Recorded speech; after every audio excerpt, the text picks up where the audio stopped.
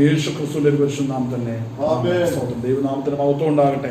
സ്തോത്രം. ഇന്ന് പകൽ നേരം കർത്താവിന്റെ സന്നിധിയിലേക്ക് നമുക്ക് ഒരുമിച്ച് അടുത്തു വരുവാൻ, കർത്താവിന്റെ നാമത്തെ ഉയർത്തുവാൻ, നമ്മുടെ ജീവിതത്തിൽ കർത്താവ് ചെയ്ത എല്ലാ നല്ല ദാനങ്ങളെ ഓർത്ത് ഞാൻ സ്തുതിക്കുകയാണ്. സ്തോത്രം. നമുക്ക് സ്തോത്രം. ഇന്ന് പല വിഷയങ്ങളെ വഹിച്ചുകൊണ്ട് നമ്മൾ പ്രാർത്ഥിച്ചു, ദേശത്തെ വഹിച്ച് നമ്മൾ പ്രാർത്ഥിച്ചു.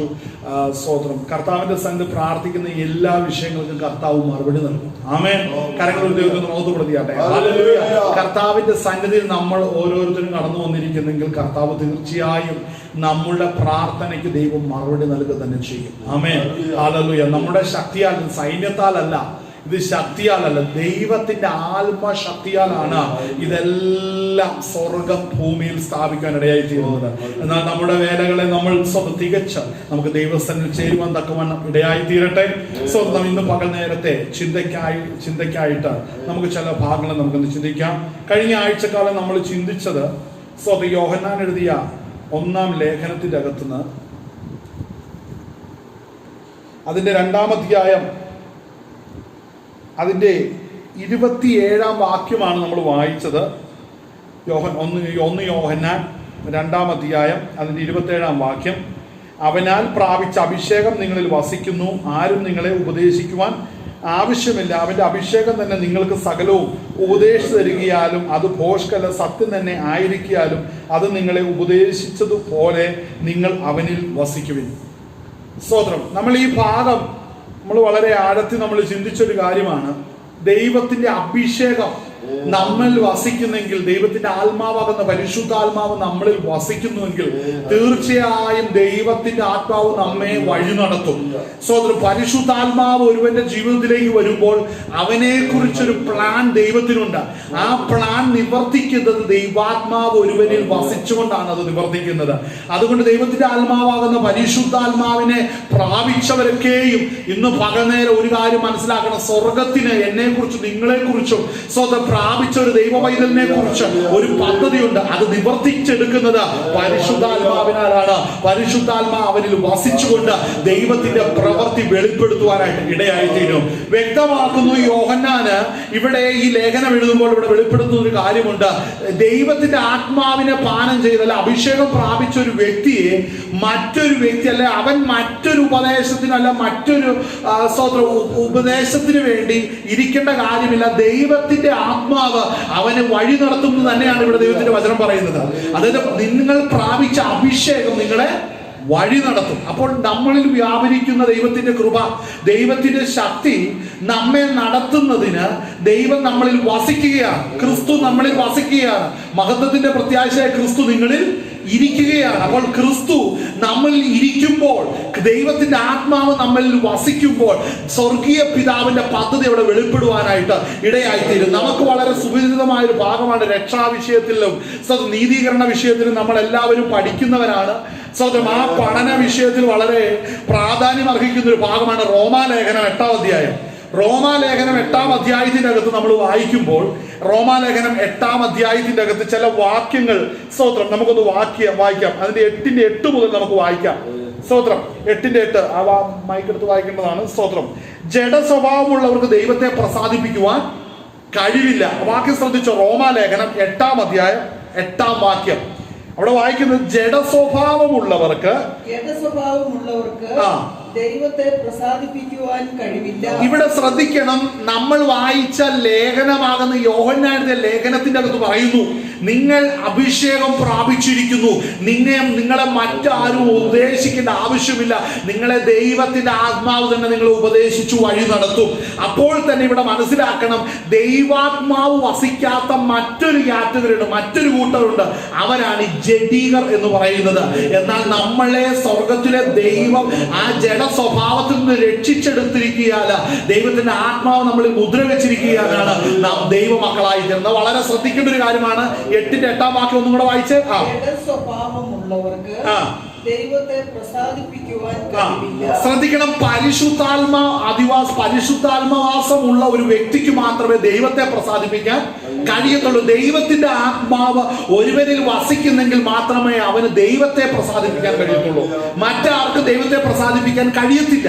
അഭിഷേകം നമ്മളിൽ വസിക്കുകയും നാം ദൈവാത്മാവിന്റെ നിറവോടുകൂടെ നമ്മൾ ദൈവത്തെ മഹത്വപ്പെടുത്തുകയും നമ്മൾ യാത്ര ചെയ്യുകയും ചെയ്യുമ്പോഴാണെന്ന് മനസ്സിലാക്കണം, ദൈവത്തെ നമ്മൾ പ്രസാദിപ്പിക്കണം. അപ്പോൾ നമ്മുടെ വ്യക്തിപരമായ ജീവിതത്തിൽ എല്ലായ്പ്പോഴും നാം ആരെ പ്രസാദിപ്പിക്കണം? ദൈവത്തെ പ്രസാദിപ്പിക്കണം. അപ്പോൾ ആ വാക്യം ഒന്നും കൂടെ വായിക്കുമ്പോൾ ജഡപ്രകാരമുള്ളവർക്ക്, ജഡീകർക്ക് ദൈവത്തെ പ്രസാദിപ്പിക്കുവാൻ കഴിവില്ല.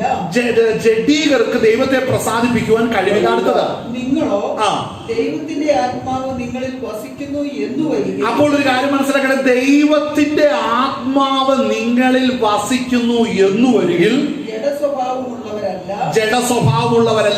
ആത്മസ്വഭാവമുള്ളവരത്രേ. അപ്പൊ ആത്മസ്വഭാവമുള്ളവരത്രേ. അപ്പൊ ശ്രദ്ധിക്കേണ്ട ഒരു കാര്യമുണ്ട്, ജഡീക സ്വഭാവത്തിൽ ഇരിക്കുന്നവർക്ക് ദൈവത്തെ പ്രസാദിപ്പിക്കാൻ കഴിയില്ല. അപ്പോൾ തന്നെ പൗലോസ് പറയുന്നു, ദൈവത്തിന്റെ ആത്മാവാകുന്ന പരിശുദ്ധാത്മാവ് ഒരുവന്റെ ഹൃദയത്തിൽ വസിക്കുകയും ദൈവാത്മാവിനെ നടത്തപ്പെടുകയും ചെയ്യുന്നെങ്കിൽ ആ നടത്തപ്പെടുന്ന ഓരോ ഇടങ്ങളും ഓരോ ചുവടുകളും ദൈവത്തെ പ്രസാദിപ്പിക്കുന്നതാണ്. ആമേൻ. അപ്പോൾ ദൈവത്തിന്റെ ആത്മാവ് വസിച്ച് നടത്തപ്പെടുന്നില്ലെങ്കിൽ നമുക്കൊരിക്കലും ദൈവത്തെ പ്രസാദിപ്പിക്കുവാൻ കഴിയത്തില്ല.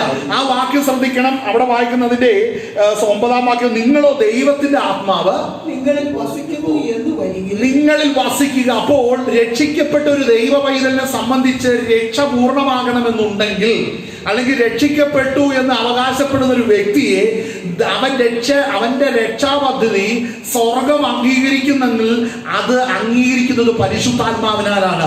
പരിശുദ്ധാത്മാവിനെ സ്വർഗീയ പിതാവ് ഒരുവന്റെ ഹൃദയത്തിൽ പകരുമ്പോൾ അത് മനസ്സിലാകണം, സ്വർഗം അവനെ അംഗീകരിച്ചു, അവന്റെ മാനസാന്തരം ദൈവസന്നിധിയിൽ നീതിയായി കണക്കിടപ്പെടുകയാണ്. അപ്പോൾ അവൻ ദൈവസന്നിധിയിൽ ക്രമീകരിക്കപ്പെട്ടു എന്നുള്ളതിന്റെ തെളിവ് പരിശുദ്ധാത്മാവ് ഒരുവനിൽ വസിക്കുന്നത് കൊണ്ടാണ്. അപ്പോൾ പരിശുദ്ധാത്മാവ് ഒരുവനിൽ വസിച്ചു കഴിയുമ്പോൾ നമുക്ക് മനസ്സിലാകുന്ന ഒരു കാര്യമുണ്ട്, എന്നെ നടത്തുവാൻ സ്വർഗോന്നതങ്ങളെ വിട്ട് ഇറങ്ങി വന്ന പുത്രനാകുന്ന യേശു ക്രിസ്തുവിന്റെ കഷ്ടാനുഭവങ്ങൾ ഇന്ന് പകനേരം എന്റെ ജീവിതത്തിൽ വെളിപ്പെട്ടത് കൊണ്ടാണ് അവന്റെ ആത്മാവ് എന്നിൽ വസിക്കുവാൻ തക്കവണ്ണം പിതാവ് തന്റെ ആത്മാവിനെ എന്റെ മേൽ പകരുവാൻ ഇടയായി തീർന്നത്. അതിന് അടിസ്ഥാനം ദൈവപുത്രനാകുന്ന യേശു ക്രിസ്തു എന്റെ കഷ്ടങ്ങൾക്ക് വേണ്ടി മരിച്ചു. അപ്പോൾ അഭിഷേകം പ്രാപിച്ച ഒരു ദൈവ പൈതൽ എപ്പോഴും പറയണം, ദൈവപുത്രനാകുന്ന യേശു ക്രിസ്തു എന്റെ അകൃത്യങ്ങൾക്ക് വേണ്ടി മരിച്ചു. ഇത് സ്തോത്രം എപ്പോഴും പ്രാർത്ഥിക്കുകയും ആരാധനയിലും ശുശ്രൂഷയിലും ഇത് വെളിപ്പെടുമ്പോഴാണെന്ന് മനസ്സിലാക്കണം, നാം ദൈവത്തെ പ്രസാദിപ്പിക്കും. നമ്മളൊരു കാര്യം മനസ്സിലാക്കണം, രക്ഷിക്കപ്പെട്ടവർ ദൈവാത്മാവിനാൽ നിറയപ്പെട്ടവരാണ്. ദൈവാത്മാവിനാൽ നിറയപ്പെട്ടവർ മാത്രമാണ് രക്ഷിക്കപ്പെട്ടതെന്ന് മനസ്സിലാക്കണം. കാരണം ഒരു ദൈവത്തെ മഹത്വപ്പെടുത്തിയാട്ടെ. ഹല്ലേലൂയ. നമ്മുടെ പല സാഹചര്യങ്ങളിൽ നമ്മൾ ദൈവാത്മാവുമായിട്ടുള്ള ബന്ധത്തിൽ നമുക്ക് ഉലച്ചിലുകൾ വന്നേക്കാം, ഏറ്റക്കുറച്ചിലുകൾ വന്നേക്കാം, ദൈവാത്മാവിനെ അനുസരിച്ച് നടക്കുന്നതിൽ ചില വീഴ്ചകൾ വന്നേക്കാം. പക്ഷെ ഒരു കാര്യം മനസ്സിലാക്കണം, ദൈവം ഒരുവന്റെ മേൽ തന്റെ ആത്മാവിനെ പകർന്നിട്ടുണ്ടെങ്കിൽ അവനെ കൈവിടുന്ന ദൈവമല്ല. ഒന്ന്, രണ്ടാമത് തന്റെ ആത്മാവിനെ ഒരുവൻ പകർന്നിട്ടുണ്ടെങ്കിൽ ഇന്നല്ലെങ്കിൽ നാളെ ദൈവാത്മാവിനെ അനുസരിച്ച് നടക്കുവാൻ തക്കവണ്ണം സ്വർഗീയ പിതാവ് അവനെ കൈപിടിച്ച് നടത്തുകയും ചെയ്യും. കാരണം ഒരു ദൈവത്തെ മഹത്വപ്പെടുത്തിയാണേ. ഹല്ലേലൂയ. അപ്പോൾ നമ്മൾ മനസ്സിലാക്കണം, ഈ വാക്യങ്ങൾ നമ്മൾ വായിക്കുമ്പോൾ ദൈവാത്മാവിനാൽ നടത്തപ്പെടുന്നവർക്ക് മാത്രമേ ദൈവത്തെ പ്രസാദിപ്പിക്കുവാനായിട്ട് കഴിയത്തുള്ളൂ. അവിടെ വായിക്കുന്ന ഭാഗം, നിങ്ങളോ ദൈവത്തിന്റെ ആത്മാവ് നിങ്ങളിൽ വസിക്കുന്നു എന്ന് വരികിൽ ജഡസ്വഭാവമുള്ളവരല്ല. അപ്പോൾ ഒരു കാര്യം മനസ്സിലാക്കണം, നമ്മളിൽ വസിക്കുന്ന പരിശുദ്ധാത്മാവ് നമ്മളിൽ വസിക്കുമ്പോൾ സ്വന്തം ഇതേ അഭിഷേകം പാനം ചെയ്യാതില്ല, ഇതേ അഭിഷേകം പ്രാപിക്കാത്തവരുണ്ട് അവിടെ. അവരുടെ വാക്ക് കേൾക്കേണ്ട ആവശ്യമുണ്ടോ? ഞാനൊരു കാര്യം പറയാം, നിന്നെ നടത്തുന്നത് ദൈവമാകണോ, നിന്നെ നടത്തുന്ന ഒരു മനുഷ്യനാകണോ എന്ന് മനസ്സിലാക്കണം. നിന്നെ നടത്തേണ്ടത് ദൈവമാണോ, നിന്നെ നടത്തേണ്ടത് വെറും മനുഷ്യനാണോ? എന്നെ പോലെ പല ബലഹീനതകളിലും വീഴ്ചകളിലും താഴ്ചകളിലും ഇരിക്കുന്ന ഒരു മനുഷ്യൻ എന്നെ നടത്തുന്നതിൽ അർത്ഥമില്ല. എന്നാൽ സകല കുറവുകളെ തീർത്ത് ദൈവപുത്രനെ ലോകത്തിൽ അവതരിപ്പിച്ചവൻ തന്റെ ആത്മാവിനെ എന്നിൽ പകർന്നുവെന്ന് എന്നെ നടത്തുന്നെങ്കിൽ ആ ദൈവത്തിന്റെ നിഴലിൽ ഇരിക്കാനാണ് നാം ഭാഗ്യം ചെയ്യേണ്ടത്. ദൈവസന്നിധിയിൽ നമ്മുടെ കരങ്ങൾ ദൈവത്തെ മഹത്വപ്പെടുത്തിയാട്ടെ. ഹല്ലേലൂയ. അപ്പോൾ മനുഷ്യൻ നടത്തരുത്, നമ്മെ ദൈവം തന്നെ നടത്തണം. നമ്മൾ ദൈവാത്മാവിന് കീഴ്പ്പെടണം. ശ്രദ്ധിക്കണം, പരിശുദ്ധാത്മാവിന് കീഴ്പ്പെടുന്നെങ്കിൽ മാത്രമേ ദൈവത്തിന് നമ്മെ നടത്തുവാനായിട്ട് സാധിക്കത്തുള്ളൂ. അപ്പോൾ മനസ്സിലാക്കണം, അവിടെ നമ്മൾ ഇപ്പോൾ ക്രിസ്തുയേശുവിലുള്ളവർക്ക് ഒരു ശിക്ഷാവധി ഇല്ലെന്ന് പറഞ്ഞ് തുടങ്ങുന്ന ഒരു അധ്യായമാണത്, അല്ലെ? ഇന്ന് ക്രിസ്തുയേശുവിലുള്ളവർക്ക് ഒരു ശിക്ഷാവധിയും ഇല്ല എന്ന് പറഞ്ഞു. പക്ഷേ ഈ ക്രിസ്തുയേശുവിൽ ഉള്ളവർ ആരാണ്? തന്റെ ആത്മാവിനെ പാനം ചെയ്തവര്, അഭിഷേകം പ്രാപിച്ച വിശുദ്ധനാണ് ക്രിസ്തുയേശുവിൽ ഇരിക്കുന്നത്. വേറെ ആരുമല്ല. ക്രിസ്തുയേശുവിൽ ഇരിക്കുന്നത് തന്റെ ആത്മാവ് വസിക്കുന്നവർ മാത്രമാണ്. ഹല്ലേലൂയ. സഭ എന്ന സംഘടനയ്ക്കകത്ത് ജഡീകരുണ്ട്, എന്നാൽ ദൈവവചനം പറയുന്ന സഭയ്ക്കകത്ത് ആത്മീകർ മാത്രമേ ഉള്ളൂ. സ്വന്തം ആത്മാവിനെ പാനം ചെയ്തവർ മാത്രമേ ഉള്ളൂ. മറ്റൊരു കാറ്റഗറി അവിടെ ഇല്ല. ആമേൻ.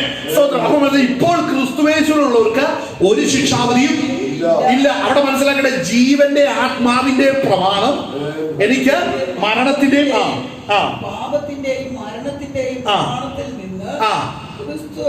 ക്രിസ്തുയേശുവിൽ സ്വാതന്ത്ര്യം വരുത്തിയിരിക്കുന്നു. മനസ്സിലാക്കണം, ജഡപ്രകാരം നടക്കുന്ന വ്യക്തി മരണത്തിന്റെ നിഴലിലാണ്.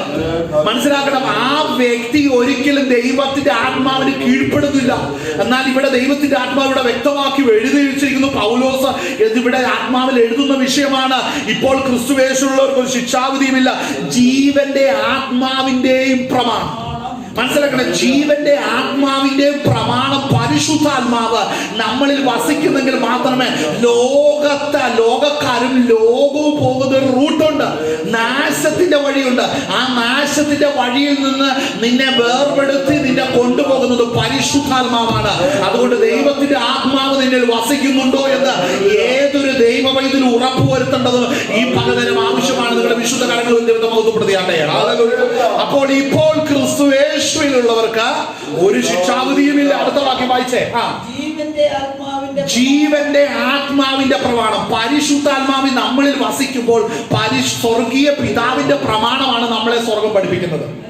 സ്വർഗീയ പിതാവിന്റെ പ്രമാണം നമ്മെ ദൈവം പഠിപ്പിക്കുകയാണ്. ജീവന്റെയും ആത്മാവിന്റെയും പ്രമാണം. ശ്രദ്ധിക്കണം, ആ പ്രമാണം ഏതിന് എതിരാണ്? പാപത്തെ. അപ്പൊ ആത്മാവ് വസിക്കുന്ന, പരിശുദ്ധാത്മാവ് വസിക്കുന്ന ഒരു വ്യക്തി പാപത്തിന്റെ പ്രമാണത്തിന് അഭിമുഖമായിട്ട് എതിരാണ്. മനസ്സിലാക്കണം, അഭിമുഖമായിട്ട് എതിരായിട്ട് നിൽക്കും. അപ്പൊ പരിശുദ്ധാത്മാവ് വസിക്കുന്ന ഒരു വ്യക്തി ഒരിക്കലും പാപം ചെയ്യുവാൻ തന്നിൽ വസിക്കുന്ന ദൈവത്തിന്റെ ആത്മാവ് സമ്മതിക്കുകയില്ല. ശ്രദ്ധിക്കേണ്ട വിഷയമാണ്. ഹല്ലേലൂയ. കാരണം താൻ നടത്തപ്പെടുന്ന ദൈവത്തിന്റെ ആത്മാവിനാലാണെങ്കിലും ഒരിക്കലും പാപത്തിന് കീഴ്പ്പെടുവാൻ ഒരിക്കലും സാധിക്കത്തില്ല.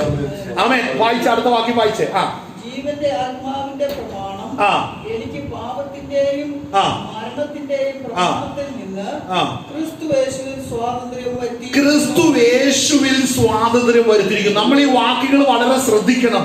നമുക്ക് ക്രിസ്തുവേശുവിൽ സ്വാതന്ത്ര്യം വരുത്തി എന്ന് പറയുമ്പോൾ നമുക്ക് ഇച്ചിരി കൂടെ വ്യക്തത വരാനാണ് നമ്മൾ ആദ്യം വായിച്ച, അല്ലെങ്കിൽ ഇപ്പൊ രണ്ടാമത് നമ്മൾ എടുത്ത ഭാഗമുണ്ട്. നമ്മൾ വായിച്ച റോമാലേഖനം 8:8 വായിച്ചു. അതിന്റെ താഴോട്ടൊന്ന് വായിച്ചേ. ക്രിസ്തുവിൽ വസിക്കുക എന്ന് പറഞ്ഞാൽ എന്താണ്? നിങ്ങളോ ദൈവത്തിന്റെ ആത്മാവ് നിങ്ങളിൽ വസിക്കുന്നു എന്ന് വരികയും ജഡസ്വഭാവമുള്ളവരല്ല, അല്ല ആത്മസ്വഭാവമുള്ളവരത്രേ. അപ്പൊ ശ്രദ്ധിക്കണം, നിങ്ങളിൽ സ്വത്രം. അവിടെ വായിക്കുന്നത് നിങ്ങളോ ദൈവത്തിന്റെ ആത്മാവ് നിങ്ങളിൽ വസിക്കുന്നു എന്നിവരിൽ ജഡ സ്വഭാവമുള്ളവരല്ല, ആത്മസ്വഭാവമുള്ളവരത്രേ. അവിടെ വായിക്കുന്നു ക്രിസ്തുവിന്റെ ആത്മാവില്ലാത്തവൻ. അപ്പൊ ശ്രദ്ധിക്കണം, പരിശുദ്ധാത്മാവ് വസിക്കുന്നുണ്ടെങ്കിൽ മാത്രമാണ് നാം ക്രിസ്തുവിനുള്ളവരാകുന്നുള്ളൂ.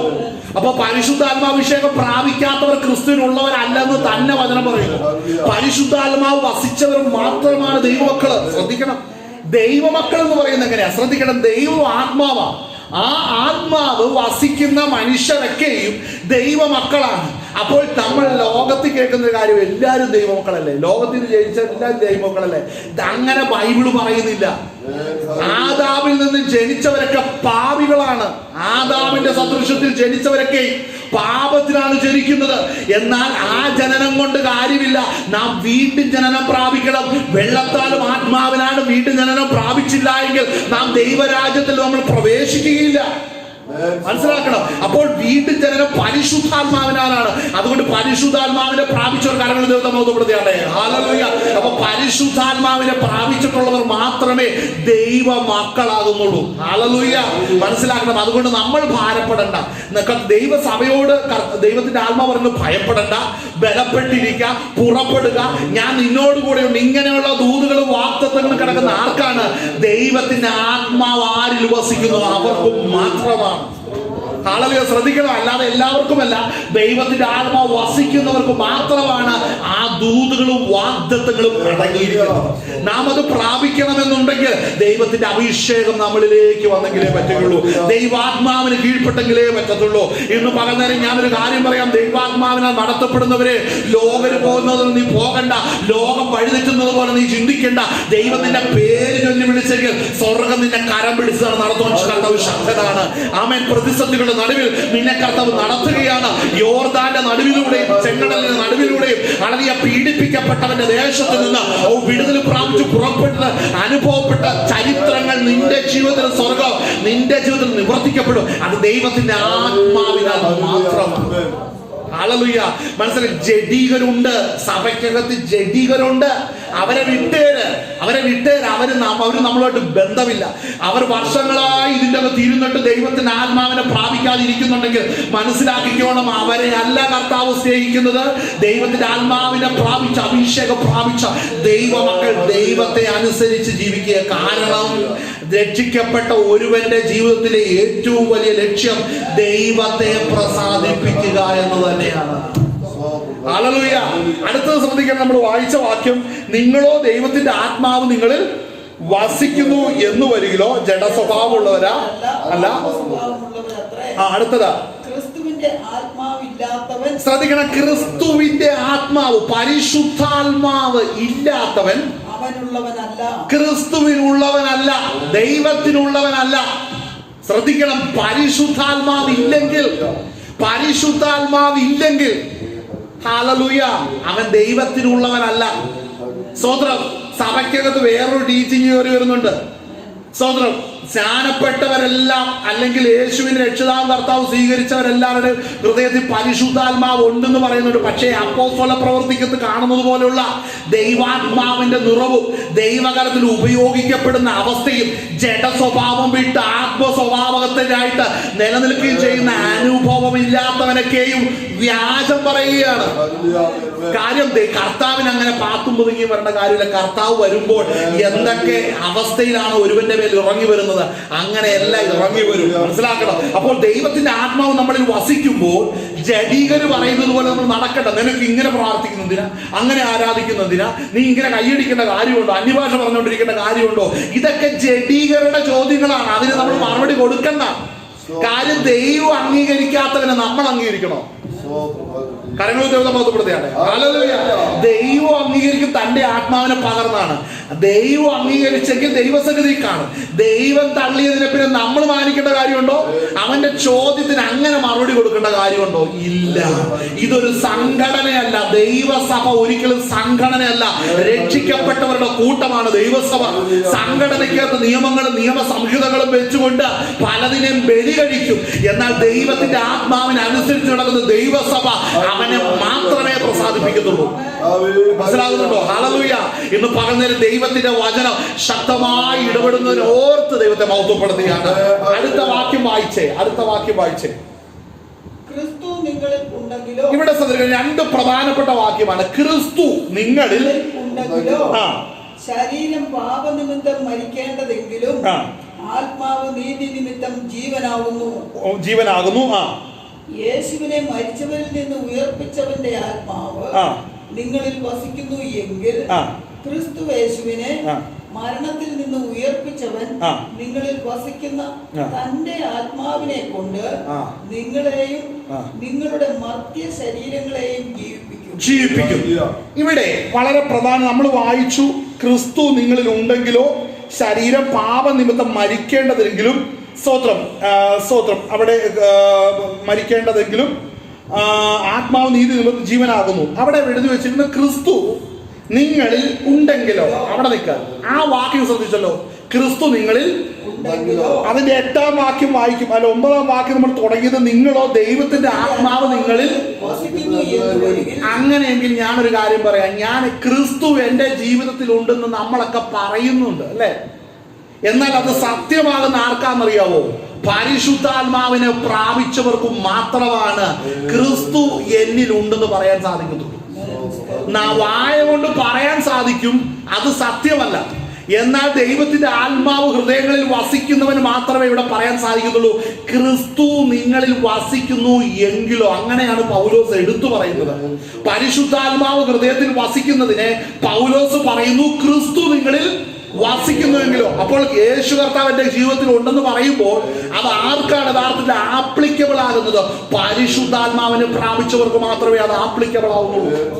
ദൈവത്തിന്റെ അഭിഷേകം ഇല്ലാത്ത വ്യക്തി പറയും യേശു എന്റെ ജീവിതത്തിൽ യേശു എന്റെ രക്ഷകനാണ്. അതൊക്കെ വെറും വാക്കുകളാണ്, അനുഭവമില്ലാത്ത വാക്കുകളാണ്, രക്ഷാനുഭവമില്ലാത്ത വാക്കുകളാണ്. ശ്രദ്ധിക്കണം, അനുഭവം എന്താണ്? പരിശുദ്ധാത്മാവ് നമ്മുടെ ഹൃദയത്തിൽ വസിക്കുന്നതാണ് യഥാർത്ഥത്തിൽ നാം രക്ഷിക്കപ്പെട്ടതിന്റെ അടയാളം എന്ന് പറയുന്നത്. ആമേൻ. അപ്പോൾ മനസ്സിലാക്കണം, നമ്മുടെ ഹൃദയത്തിൽ നമ്മൾ ആത്മാവിൽ ആരാധിക്കുമ്പോൾ നമുക്ക് ഒരു കാര്യം ഉറപ്പിക്കാം, ക്രിസ്തു എന്റെ ഹൃദയത്തിലുണ്ട്. സഹോദരൻ, ഞാൻ ദൈവ പൈതലാണ്, ഞാൻ രക്ഷിക്കപ്പെട്ടു. കർത്താവായ യേശു ക്രിസ്തു സ്വർഗത്തിലേക്ക് പോയത് എനിക്ക് വേണ്ടിയാണ്. എന്തുകൊണ്ടാണ്? അവിടെ ചെല്ലുന്നത് ആരാ? ഈ ആത്മാവിനെ പ്രാപിച്ചവരാണ് അവിടെ ചെല്ലുന്നത്. അതുകൊണ്ട് ഈ അവസാന നാളുകളിൽ സഭയ്ക്കകത്ത് ഭയങ്കര കലക്കങ്ങൾ ഉണ്ടാകുകയാണ്. അഭിഷേകം പ്രാപിച്ചവന് എതിരെ യുദ്ധം എഴുന്നേൽപ്പിക്കുന്നു, പ്രാർത്ഥിക്കുന്നതിന് എതിരെ യുദ്ധം, പ്രസംഗിക്കുന്ന എതിരെ യുദ്ധം, ആത്മാവിലെ ശുശ്രൂഷയ്ക്കെതിരെ യുദ്ധം. പിശാചിനറിയാം അവസാന സമയമാകും, വേഗം കാഹളം നൊരിക്കും, മരിച്ചവരൊരുക്കും, വേഗം ദൈവസന്നിധിയിൽ എടുക്കപ്പെടുമെന്നുള്ളത് പിശാചിനറിയാം. അതിനു മുമ്പേ ഒരുത്തരെങ്കിലും വീണു പോകുന്നുണ്ടെങ്കിൽ പോകട്ടെ എന്ന് കണ്ട് ശത്രു പരമാവധി പ്രവർത്തിക്കുകയാണ്. മനസ്സിലാക്കണം, നാം പ്രാപിച്ച അഭിഷേകം നമ്മെ വഴി നടത്തുവാൻ ശക്തമാണ്. ആമേൻ. ദൈവത്തിന്റെ ആത്മാവ് നമ്മളിൽ വസിക്കുന്നെങ്കിൽ ഒരു കാര്യം പറയാം, നമ്മെ ആരും ഉപദേശിക്കേണ്ട, നമുക്ക് ആരുടെ അംഗീകാരവും വേണ്ട. ദൈവത്തിന്റെ ആത്മാവിനാൽ ലഭിച്ച അംഗീകാരം ദൈവം നമ്മളെ അംഗീകരിച്ച അംഗീകാരം തന്നെയാണ്. അതുകൊണ്ട് ദൈവസന്നിധിയിൽ നമുക്ക് ഉറപ്പിക്കാൻ, സ്വർഗം നമ്മെ വിളിച്ച് വേർതിരിച്ചിട്ടുണ്ടെങ്കിൽ നമ്മെ പൂർത്തീകരിക്കുന്ന കർത്താവ് നമ്മോട് കൂടെയുണ്ടെന്ന് മനസ്സിലാക്കണം. അപ്പോൾ അടുത്ത ഡ്യൂട്ടി എന്തുകൊണ്ടാണ് പരിശുദ്ധാത്മാവ് നമ്മളിൽ വസിക്കുന്നത്? വളരെ പ്രധാനപ്പെട്ട കാര്യം നമ്മൾ വായിച്ച വാക്യം, അതിന്റെ 10-ാം വാക്യം, ക്രിസ്തു നിങ്ങളിൽ ഉണ്ടെങ്കിലോ ശരീരം പാപനിമിത്തം മരിക്കേണ്ടല്ല, ആത്മാവ് നീതി നിമിത്തം ജീവനാണ്. 11-ാം വാക്യം വായിച്ചേ.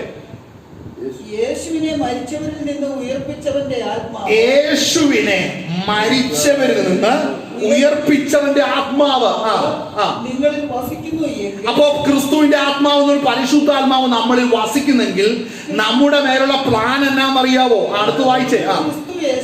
ക്രിസ്തു യേശുവിനെ മരണത്തിൽ നിന്ന് ഉയർപ്പിച്ചവൻ നിങ്ങളിൽ വസിക്കുന്ന തന്റെ ആത്മാവിനെ കൊണ്ട്. നിങ്ങളിൽ വസിക്കുന്ന തന്റെ ആത്മാവിനെ കൊണ്ട് നിങ്ങളുടെ മർത്യ ശരീരങ്ങളെയും ജീവിപ്പിക്കും. അപ്പോൾ പരിശുദ്ധാത്മാവ് നമ്മളിൽ വസിക്കുന്നത് എന്തുകൊണ്ടാണെന്നറിയാവോ?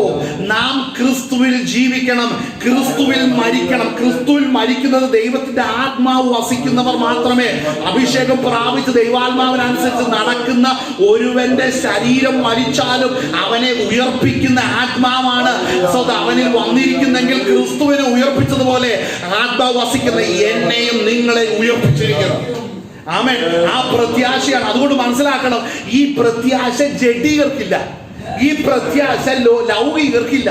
അവർക്ക് മരണം എന്ന് പറയുന്നത് എപ്പോഴും നിരാശയും കണ്ണുനീരും പരിഭ്രാന്തിയുമാണ്. എന്നാൽ രക്ഷിക്കപ്പെട്ട എന്നെ കുറിച്ച്, നിങ്ങളെ കുറിച്ച് ഞാനൊരു കാര്യം പറയാം. ഏതർത്ഥത്തിൽ പരിശുദ്ധാത്മാവ് വസിക്കുന്ന ഒരു വ്യക്തിക്ക് അറിയാം, എന്റെ ആത്മാവിനെ കൊണ്ടുപോകുവാൻ കാര്യസ്ഥൻ എന്നിൽ വസിക്കുന്നുണ്ട്.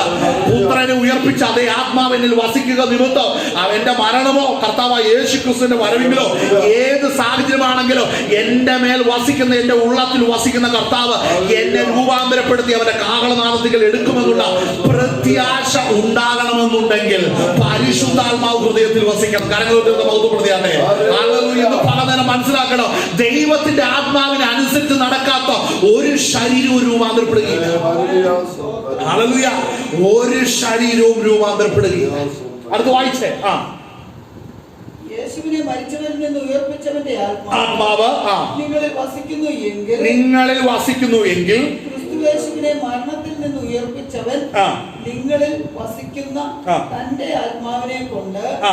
നിങ്ങളുടെ മർത്യ ശരീരങ്ങളെയും ജീവിപ്പിക്കും. നിങ്ങളുടെ മർത്യ ശരീരങ്ങളെയും ജീവിപ്പിക്കും. നമുക്ക് ഇതിന്റെ കൂടെ നമുക്ക് വേറൊരു ഭാഗങ്ങൾ വായിക്കാം.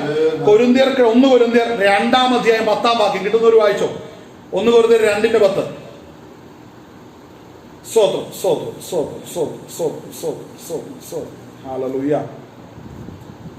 1 കൊരിന്ത്യർ 2-ാം അധ്യായം 10-ാം വാക്യം. നമുക്കോ ദൈവം തന്റെ ആത്മാവിനാൽ വെളിപ്പെടുത്തിയിരിക്കുന്നു. ആത്മാവ് സകലത്തെയും ദൈവത്തിന്റെ, ഇവിടെ ശ്രദ്ധിക്കണം, പരിശുദ്ധാത്മാവ് സകലത്തെയും ദൈവത്തിന്റെ ആഴങ്ങളെയും ആരായുന്നു. അടുത്ത വാക്ക് മനുഷ്യനിലുള്ളത്. അവനിലെ മനുഷ്യാത്മാവല്ലാതെ മനുഷ്യരെ ആരറിയും? അടുത്തത് ഔവണ്ണം തന്നെ ദൈവത്തിലുള്ളത് ദൈവാത്മാവല്ലാതെ ആര് ഗ്രഹിക്കും? ശ്രദ്ധിക്കണം കേട്ടോ. ദൈവത്തിന്റെ ആത്മാവ് പരിശുദ്ധാത്മാവിനെ പ്രാപിക്കാത്തവര് ജഡത്തിൽ എത്ര ട്രിക്ക് കാണിച്ചാലും പോകത്തില്ല. അതും മാത്രമല്ല, ദൈവത്തിന്റെ ആത്മാവിനെ പാനം ചെയ്തവർ ദൈവത്തിന്റെ ആഴങ്ങളെ ദൈവം അറിയിക്കും. നാം മക്കളാണെങ്കിൽ മക്കൾക്ക് പിതാവിന്റെ സകല സമ്പത്തിനും അവകാശമുണ്ട്. സ്വർഗീയ പിതാവിന്റെ സ്വർഗീയ ആത്മീക അനുഗ്രഹങ്ങളുടെ അവകാശം ഒരു ദൈവ പൈതലിൽ വരുമ്പോൾ മനസ്സിലാക്കണം, മക്കൾ പിതാവിനെ പോലെ ആത്മീകമായി വളരുവാൻ തുടങ്ങും. അതിന് എന്തു വേണം? സ്വർഗീയമായ ജ്ഞാനത്തെ, സ്വർഗീയമായ മർമ്മങ്ങളെ ദൈവ മക്കൾക്ക് സ്വർഗീയ പിതാവ് കൊടുക്കും. അങ്ങനെയെങ്കിൽ അഭിഷേകം പ്രാപിച്ചവർ ദൈവത്തിന്റെ ആഴങ്ങളെ ആരായുകയും തിരിച്ചറിയുകയും ചെയ്യുന്നു. അതിനെക്കുറിച്ച് അവിടെ പറയുന്ന ഒരു മറ്റൊരു വാക്യമാണ് നമ്മൾ അവിടെ വായിച്ച സ്തോത്രം. ആ ഭാഗം നമുക്കൊന്ന് വായിക്കാം. 10-ാം വാക്യം. നാമോ ദൈവം തന്നെ ആത്മാവിനാൽ വെളിപ്പെടുത്തിയിരിക്കുന്നു. നമുക്കോ ദൈവം തന്റെ ആത്മാവിനാൽ വെളിപ്പെടുത്തിയിരിക്കുന്നു. ആത്മാവ് സകലത്തെയും ദൈവത്തിന്റെ ആഴങ്ങളെയും ആരായുന്നു. എന്താ ഈ പറയുന്ന ഇച്ചിരി കൂടെ വ്യക്തത പറഞ്ഞെങ്കിൽ നമ്മൾ എപ്പോഴും വായിക്കുന്ന ഒരു വാക്യമുണ്ട്. അതിന്റെ 9-ാം വാക്യം ഒന്ന് വായിച്ചേ.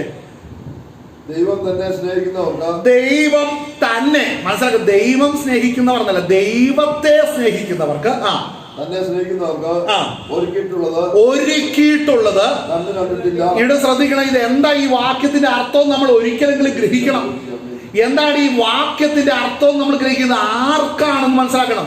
ദൈവത്തെ സ്നേഹിക്കുന്നവർക്ക്. ദൈവം സ്നേഹിക്കുന്നവർ, ദൈവം എല്ലാവരും തന്റെ ഏകജാതന പുത്രനെ വിശ്വസിക്കുന്ന നശിപ്പോ നിശ്ചയം പ്രാപിക്കും ദൈവം നൽകുന്ന ഗുണം ലോകത്തെ സ്നേഹിച്ചു. പിതാവ് പുത്രനെ ലോകത്തിലേക്ക് അയച്ചുകൊണ്ട് സകലരെ സ്നേഹിക്കുന്നുണ്ട്. പക്ഷേ ആ സ്നേഹത്തെ ഏറ്റെടുത്ത് രക്ഷിക്കപ്പെടുന്നവർക്ക് മാത്രമേ മക്കളാകാൻ കഴിയത്തുള്ളൂ. ഹല്ലേലൂയ. അപ്പോ ഇവിടെ വചനം പറയുന്നു, ഈ പറയുന്ന വചനത്തിന്റെ അകത്ത് ദൈവത്തെ സ്നേഹിക്കുന്നവർക്ക്, അല്ലെ, ദൈവം തന്നെ സ്നേഹിക്കുന്നവർക്ക് ഒരുക്കിയിട്ടുള്ളത് കണ്ണ് കണ്ടിട്ടില്ല, ചെവി കേട്ടിട്ടില്ല. അപ്പൊ മനസ്സിലാക്കണം, ഇത് വെളിപ്പെടുത്തുന്ന മനുഷ്യന്റെ കണ്ണ്, ചെവി, ഹൃദയം വെറും ജഡീക കണ്ണുകൾ, ജഡീക ചെവികൾ, ജഡീക ഹൃദയം, ഇത് മൂന്നിലും ഒതുങ്ങാത്തതാണ് ദൈവ മക്കൾക്ക് ദൈവം കൊടുക്കുന്നത് എന്ന് പറഞ്ഞാൽ ജഡീക മനുഷ്യന് ഒരിക്കലും ലഭിക്കത്തില്ല ആത്മീക അനുഗ്രഹം. ആത്മീക അനുഗ്രഹങ്ങൾ ആത്മീകർക്ക്, ആത്മാവിൽ ജനിച്ചവർക്ക് മാത്രമേ ലഭിക്കത്തുള്ളൂ. കരങ്ങൾ ഉയർത്തുന്നു മധുര മൗതുപ്രതിയാട്ടെ. ഹല്ലേലൂയ. അപ്പോൾ മനസ്സിലാക്കണം, ആത്മീകമായി ജനിച്ച ദൈവമക്കൾക്ക് മാത്രമേ ആത്മീക അനുഗ്രഹം സ്വർഗീയ പിതാവ് കൊടുക്കുകയുള്ളൂ.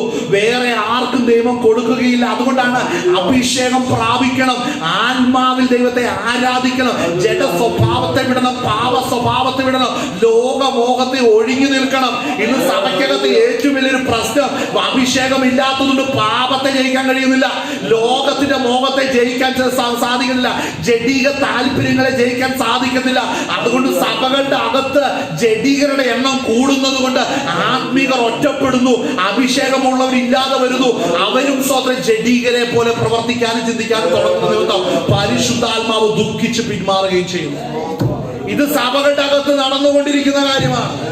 സഹോദരൻ, ഇന്ന് പകരം മനസ്സിലാക്കണം, നമുക്ക് വേണ്ടി അയച്ച പരിശുദ്ധാത്മാവ് നമ്മളിൽ വസിക്കുന്നെങ്കിൽ നമ്മൾ സകല വില കൊടുത്തും നമ്മൾ കർത്താവിന്റെ ആത്മാവിന് വേണ്ടി നിൽക്കണം. സഹോദരൻ, അവന്റെ വചനത്തിന് വേണ്ടി നിൽക്കണം. നമ്മളിൽ പ്രാപിച്ച അഭിഷേകത്തിന് വേണ്ടി നിൽക്കുകയാണ് വേണ്ടത്. ഇത് പ്രസംഗിക്കുമ്പോൾ തന്നെ പിശാച് അവൻ അവിടെ അസൈൻമെന്റ് എഴുതിക്കൊണ്ടിരിക്കുക. ഈ കേട്ട 4-5 പേരെ ഇന്ന് ഞാൻ ശരിയാക്കും, ഇന്ന് ഞാൻ അടുത്ത ദിവസം മുതൽ ഞാൻ പ്രശ്നം ഞാൻ ഇടാൻ തുടങ്ങും. ഇതാണ് പിശാചിന്റെ അജണ്ട. അപ്പോൾ നമ്മൾ ഇന്ന് പുറപ്പെട്ടു പോകുമ്പോൾ മുതൽ ചിന്തിക്കണം, എന്താ വേണ്ടേ? ഞാൻ കർത്താവിന്റെ കൃപയിൽ ഇരിക്കും, ദൈവത്തിന്റെ കൃപയിൽ ഞാൻ ആശ്രയിക്കും, അവന്റെ അഭിഷേകത്തിൽ നിലനിൽക്കും. അഭിഷേകമില്ലാത്ത മനുഷ്യരുടെ വാക്കിന് ഇന്നു മുതൽ ഞാൻ വില കൊടുക്കത്തില്ല. മനസ്സിലാക്കണം. നമ്മൾ ഈ ദൈവത്തിലേക്ക് വരിക എന്ന് പറഞ്ഞാൽ നമ്മുടെ ക്രിസ്തുമാർഗത്തിന്റെ പ്രത്യേകത, രക്ഷിക്കപ്പെട്ട് സ്നാനപ്പെട്ട് വരുമ്പോൾ പരിശുദ്ധാത്മാവിനെ പ്രാപിക്കണം. ഈ ഒരു ഒറ്റ വഴിയെ സ്വർഗത്തിൽ പോകാൻ ദൈവം ഒരുക്കിയിട്ടുള്ളൂ. ഈ ഒരു ഒറ്റ വഴിയെ വഷളാക്കിയ ഒരു വ്യക്തി ഉണ്ടെങ്കിൽ ആ വ്യക്തിയുടെ വാക്കോ വഴികളോ നമ്മൾ ഒരിക്കലും തുടരരുത്. കാര്യം മനസ്സിലാക്കണം, ഈ മാർഗത്തോട് മറുതലിച്ച ഒരു മനുഷ്യനുണ്ടെങ്കിൽ അവനിൽ ഭൂതാത്മാവ് വസിക്കുന്നുണ്ടെന്ന് 100% ഉറപ്പാണ്. കാര്യം മനസ്സിലാക്കണം, കാര്യം ഈ മാർഗത്തെ തള്ളിക്കളഞ്ഞു ചെന്നാൽ പിശാചിന്റെ രാജ്യത്തിലേ ചെല്ലത്തുള്ളൂ. അതുകൊണ്ട് മനസ്സിലാക്കണം, ഈ നമ്മുടെ പ്രവാസകാലം ഭയത്തോടെ കഴിക്കണം എന്നാണ്. എന്താണ് പ്രവാസം? നമ്മൾ ഈ ലോകത്തിൽ നമ്മൾ അന്യരും പരദേശികളുമാണ്. ദൈവത്തിന്റെ ആത്മാവ് എന്നിൽ വസിക്കുന്നുണ്ടോ? നമ്മളിൽ വസിക്കുന്ന പരിശുദ്ധാത്മാവേ ഈ സകല ഗാലക്സിയും കളഞ്ഞ് ഇങ്ങോട്ട് വന്നത്, സകല സൃഷ്ടിയും കടന്നാണ്. ഇതുവരെ മനുഷ്യൻ എത്തിപ്പെടാതെ ചിന്തിക്കുപോലും കണ്ടെത്തുകയൊന്നും ചെയ്യാത്ത അനവധി ഗാലക്സികളുടെ നടുവിലൂടെയാണെന്ന് ഓർക്കണം ദൈവത്തിന്റെ ആത്മാവ് നമ്മളിൽ വസിക്കുന്നത്. ഇനി നമ്മൾ ഞൊടിയുടെ നേരം കൊണ്ട് നമ്മളിൽ വാസം ചെയ്യുന്ന പരിശുദ്ധാത്മാവെന്ന കാര്യസ്ഥൻ നമ്മെ ഒരുക്കിയെടുത്ത് കണ്ണിമയ്ക്കുന്ന ഇടയിൽ അവന്റെ രാജ്യത്തിലെത്തിക്കും. ഒരു ടെക്നോളജിക്കും കഴിയാത്തതാണ് ദൈവത്തിന്റെ ആത്മാവ് നമ്മൾ ചെയ്യുവാനിരിക്കുന്നത്. അതുകൊണ്ട് ലോകം പറയുന്നത് കേൾക്കണ്ട, ലോകത്തിന് ലഭിക്കാത്തതാണ് ദൈവം തന്നെ മക്കൾക്ക് നൽകിയിരിക്കുന്നത്. നമ്മുടെ വിശുദ്ധ കാര്യങ്ങളിൽ ദൈവത്തെ മഹത്വപ്പെടുത്തിയാട്ടെ. അപ്പോൾ ദൈവസന്നിധിയിൽ നാം ഉറപ്പുള്ളവരായിരിക്കണം, ധൈര്യമുള്ളവരായിരിക്കണം. അപ്പോൾ ഈ വചനം, അടുത്ത വാക്യം നമ്മളൊന്ന് വായിച്ചാട്ടെ. അവിടെ ദൈവത്തിന്റെ വചനം അത് കൊരിന്ത്യർ ലേഖനമാണ് നമ്മൾ വായിച്ച് 2-ാം വാക്യത്തിൽ പറയുന്നു, ദൈവം തന്നെ സ്നേഹിക്കുന്നവർക്ക് ഒരുക്കിയിട്ടുള്ളത് കണ്ണ് കണ്ടിട്ടില്ല. ഈ വാക്യം അതുകൊണ്ട് ആ രീതിയിൽ വേണം നമ്മൾ തിരിച്ചറിയാൻ. ജഡിക മനുഷ്യന് ദൈവത്തിന്റെ കാര്യങ്ങളെ മനസ്സിലാകത്തില്ല. അതുകൊണ്ടാണ് കണ്ണ് കണ്ടിട്ട് ദൈവം. പക്ഷെ ഇപ്പുറത്തെ നമ്മൾ പറയാം, ദൈവത്തെ സ്നേഹിക്കുന്നവർക്ക് ഒരുക്കിയിട്ടുള്ളത് സ്തോത്രം. എന്നാൽ ദൈവമക്കൾക്ക് അറിയാൻ സാധിക്കും, അവർക്ക് കേൾക്കാൻ സാധിക്കും. മനസ്സിലാക്കണം, വിളിക്കപ്പെട്ടവൻ ഇത് കാണുന്നുണ്ട്. അതായത് അഭിഷേകം പ്രാപിച്ചൊരു ദൈവം ഇതിൽ കാണുന്നുണ്ട്, അഭിഷേകം പ്രാപിച്ചൊരു ദൈവം ഇതിൽ കേൾക്കുന്നുണ്ട്, അഭിഷേകം പ്രാപിച്ചൊരു ദൈവം ഇതിന്റെ ഹൃദയത്തിലുണ്ട്. അതാണ് അതിന്റെ അർത്ഥം. എന്നാൽ ജഡിക മനുഷ്യന് അവന്റെ കണ്ണുണ്ടെങ്കിലും അത് കാണാൻ കഴിയത്തില്ല, അവന് ചെവി ഉണ്ടെങ്കിലും അത് കേൾക്കാൻ കഴിയത്തില്ല, അവന്റെ ഹൃദയം ഉണ്ടെങ്കിൽ ഗ്രഹിക്കാൻ കഴിയത്തില്ല. പല ശുശ്രൂഷകരുടെയും ശുശ്രൂഷ ഞാൻ പലപ്പോഴും ശ്രദ്ധിക്കുമ്പോൾ ഇവർ ഈ ജഡമനുഷ്യനെ അങ്ങ് പഠിപ്പിക്കാൻ വേണ്ടി അങ്ങോട്ട് കുറെ കിണഞ്ഞു പരിശ്രമിക്കുക. അവനിൽ പരിശുദ്ധാത്മാവില്ലാത്തിടത്തോളം നമ്മൾ വിതയ്ക്കുന്നതൊക്കെ പുറത്താന്ന് മനസ്സിലാക്കണം, ശ്രദ്ധിക്കണം. അതുകൊണ്ടാണ് ആദ്യം മാനസാന്തരപ്പെട്ട പരിശുദ്ധാത്മാവിന് പാനം ചെയ്യണം. നമ്മൾ കാത്തിരുന്ന ദൈവത്തിന്റെ ആത്മാവിനെ നമ്മൾ പ്രാപിക്കണം. നമ്മൾ എന്നാലേ നമുക്ക് ദൈവത്തിന്റെ വചനം നമുക്ക് മനസ്സിലാകത്തുള്ളൂ. പണ്ട് ഈ വചനം എടുത്തു നോക്കുമ്പോൾ നമുക്കൊരു കീറാമുട്ടിയായിരുന്നു, ശരിയല്ലേ? ഒരു കീറാമുട്ടിയായിരുന്നു ദൈവവചനം. പക്ഷെ ഇന്നോ ദൈവവചനം തുറക്കുമ്പോൾ നമുക്കതിന്റെ മർമ്മങ്ങളെ ഗ്രഹിക്കാൻ സാധിക്കുന്നതിന് കാരണം ഹൃദയത്തിൽ പരിശുദ്ധാത്മാവ് വസിക്കുന്നുണ്ട്. നമുക്കതിന്റെ മർമ്മങ്ങളെ നമുക്ക് വെളിപ്പെടുത്തുന്നുണ്ട്. നമ്മൾ ഒറ്റയ്ക്കല്ല, നമുക്ക് ഭയമില്ല. ശ്രദ്ധിച്ചോ, അതിന് കാരണം എന്നാ? നമ്മളിൽ വസിക്കുന്ന ലോകത്തിലുള്ളവനേക്കാൾ വലിയവനാണ്. അതാണ് പരിശുദ്ധാത്മാവ് വസിക്കുന്നവന്റെ ഒരു പ്രത്യേകത. നമുക്ക് ഭയം വേണ്ട, കാര്യം ദൈവം നമ്മളിൽ വസിക്കുന്നുണ്ട്. ഈ 2 വാക്യം ശ്രദ്ധിക്കണം. ജഡികർക്ക് ഒരിക്കലും ദൈവത്തെ പ്രസാദിപ്പിക്കുവാൻ കഴിയത്തില്ല. അതുകൊണ്ടാണ് ദൈവം പറഞ്ഞിരിക്കുന്നത്, ദൈവത്തെ സ്നേഹിക്കുന്നവർക്ക് ഒരുക്കിയിട്ടുള്ളത് കണ്ണ് കണ്ടിട്ടില്ല. മനസ്സിലാക്കണം, അത് ജഡീകരുടെ മുമ്പിൽ ഉണ്ടെങ്കിലും അവനത് കാണാൻ സാധിക്കത്തില്ല. പക്ഷെ അത് ആര് കാണും? ആത്മീയരെ കാണുകയുള്ളൂ. നമുക്ക് ഒരുക്കി വെച്ചിരിക്കുന്നത്, നാം പ്രാപിക്കുന്നത്, നമ്മളിൽ വാസം ചെയ്യുന്ന പരിശുദ്ധാത്മാവിനാണ് നമ്മളത് പ്രാപിക്കുന്നത്. ജഡീകർക്ക് അത് കാണുവാനോ പ്രാപിക്കുവാനോ സാധിക്കത്തില്ല. കാര്യങ്ങൾ അടുത്ത വാക്യം വായിച്ചേ. കണ്ണു കണ്ടിട്ടില്ല, ചെവി കേട്ടിട്ടില്ല, ഒരു മനുഷ്യന്റെ ഹൃദയത്തിൽ തോന്നിയിട്ടുമില്ല എന്ന് എഴുതിയിരിക്കുന്നത് പോലെ തന്നെ നമുക്കോ ദൈവം തന്റെ ആത്മാവിനാൽ വെളിപ്പെടുത്തിയിരിക്കുന്നു. കണ്ടോ, ദൈവം തന്റെ ആത്മാവിനാൽ അത് വെളിപ്പെടുത്തിയിരിക്കുന്നു. അപ്പൊ അവിടെ ചില കണ്ണുകൾ അത് കാണത്തില്ല, അവിടെ ചില ചെവികൾ അത് കേൾക്കത്തില്ല, ചില ഹൃദയങ്ങൾക്ക് അത് ഗ്രഹിക്കാൻ സാധിക്കത്തില്ല. അത് ആരാണ്? അത് ജഡീകരാണ്.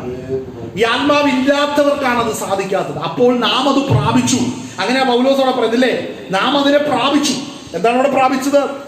സ്തോത്രം. അവിടെ വായിക്കുന്ന തന്നെ നാമോ ദൈവം തന്നെ ആത്മാവിനെ വെളിപ്പെടുത്തിയിരിക്കുന്നു. സ്തോത്രം.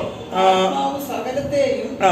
ദൈവത്തിന്റെ ആഴങ്ങളെയും ആരായുന്നു. ശ്രദ്ധിക്കണം, നമ്മുടെ പ്രാർത്ഥന നമ്മൾ പലപ്പോഴും മനസ്സിലാക്കി അന്യഭാഷയിൽ നമ്മൾ പ്രാർത്ഥിക്കുമ്പോൾ എന്താ നമുക്ക് പ്രാർത്ഥിക്കേണ്ടതെന്ന് നമുക്കറിയത്തില്ല. ദൈവത്തിന്റെ ആത്മാവ് തന്നെ നമുക്ക് വേണ്ടി പക്ഷപാതം ചെയ്യുന്നു. അങ്ങനെയല്ലേ വായിക്കുന്നേ? സ്തോത്രം. കൊരിന്ത്യർ ലേഖനത്തിന്റെ അകത്ത് സ്തോത്രം കൃപാവരങ്ങളുടെ ഭാഗം കൊടുക്കാൻ പറ്റുമെന്ന് എടുത്തേ. സ്തോത്രം. എടുത്തോ അന്യഭാഷ. സ്തോത്രം. 1 കൊരിന്ത്യർ 2 കൊരിന്ത്യരോ? 1 കൊരിന്ത്യർ. സ്തോത്രം. സഹോദരന്മാരെ, ആത്മീയ വരങ്ങളെ കുറിച്ച് നിങ്ങൾക്ക് അറിവില്ലാതിരിക്കരുത് എന്ന് ഞാൻ ആഗ്രഹിക്കുന്നു. നിങ്ങൾ ജാതികളായിരുന്നപ്പോൾ നിങ്ങളെ നടത്തിയതുപോലെ ഹോമവിഗ്രഹങ്ങളുടെ അടുക്കൽ പോവുകയായിരുന്നു എന്ന് നിങ്ങൾ അറിയുന്നുവല്ലോ. 14-ാം അധ്യായം വയ്ക്കും. അതിന്റെ അകത്തല്ല, 14-ാം അധ്യായത്തിന്റെ അകത്ത്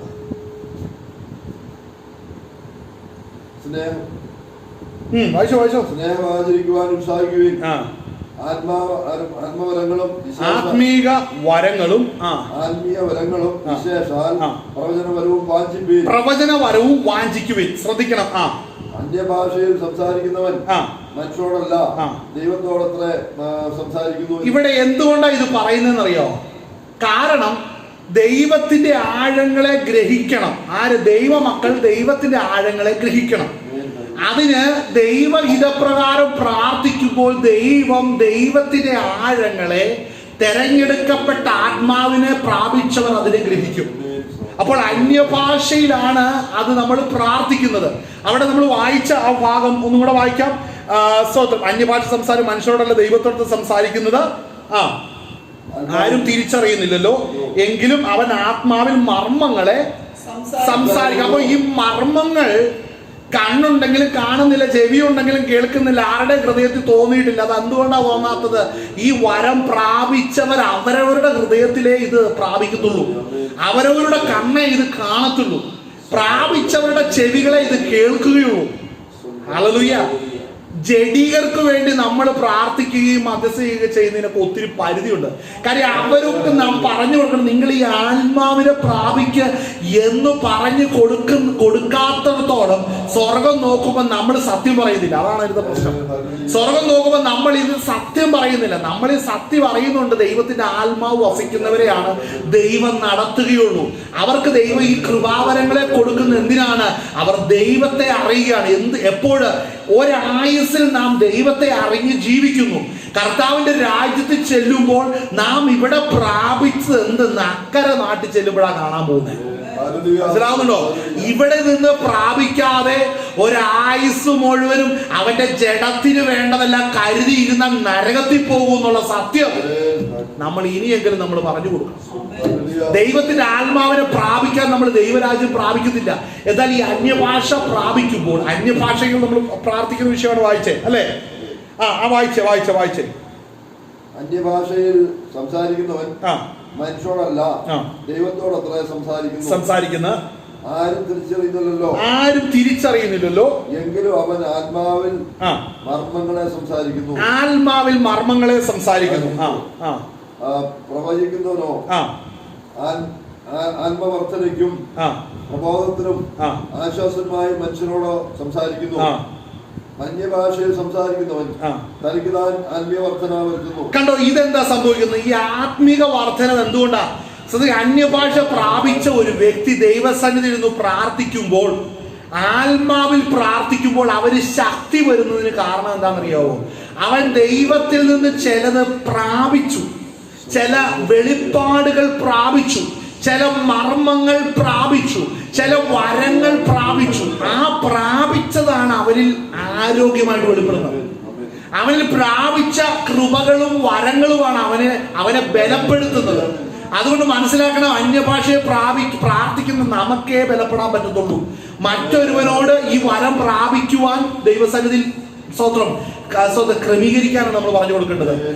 നമ്മൾ പ്രാർത്ഥിക്കുമ്പോൾ ഇന്ന് പലപ്പോഴും കാണുന്ന ഒരു സംഭവം എന്ന് പറഞ്ഞാൽ നമ്മൾ പലപ്പോഴും ചിന്തിക്കുന്നത് സഭയ്ക്കകത്ത് അത് പ്രാപിക്കാത്തവനും ബലപ്പെടാത്തവനും വന്നിരിക്കുന്നു, അവനെ എന്നും നമ്മൾ നിറയ്ക്കാൻ വേണ്ടി നടക്കുന്ന പോലെ, നമ്മളെന്നും കിണറ്റുകരയിൽ ചെന്ന് വെള്ളം കോരി ബക്കറ്റിൽ കൊണ്ടുവന്ന് ഒഴിക്കുന്ന പോലെ എന്ന് നമ്മുടെ പണി ഇവൻ ഇങ്ങനെ എന്നും എന്ത് സംഭവിക്കും, വറ്റി വരണ്ട് വരും, നമ്മൾ കോരി നിറച്ചു കൊടുക്കും, വീണ്ടും വറ്റി വരണ്ട് വരും, നിറച്ചു കോരി വിടും. ഇങ്ങനെ ബൈബിള് പറയുന്നില്ല.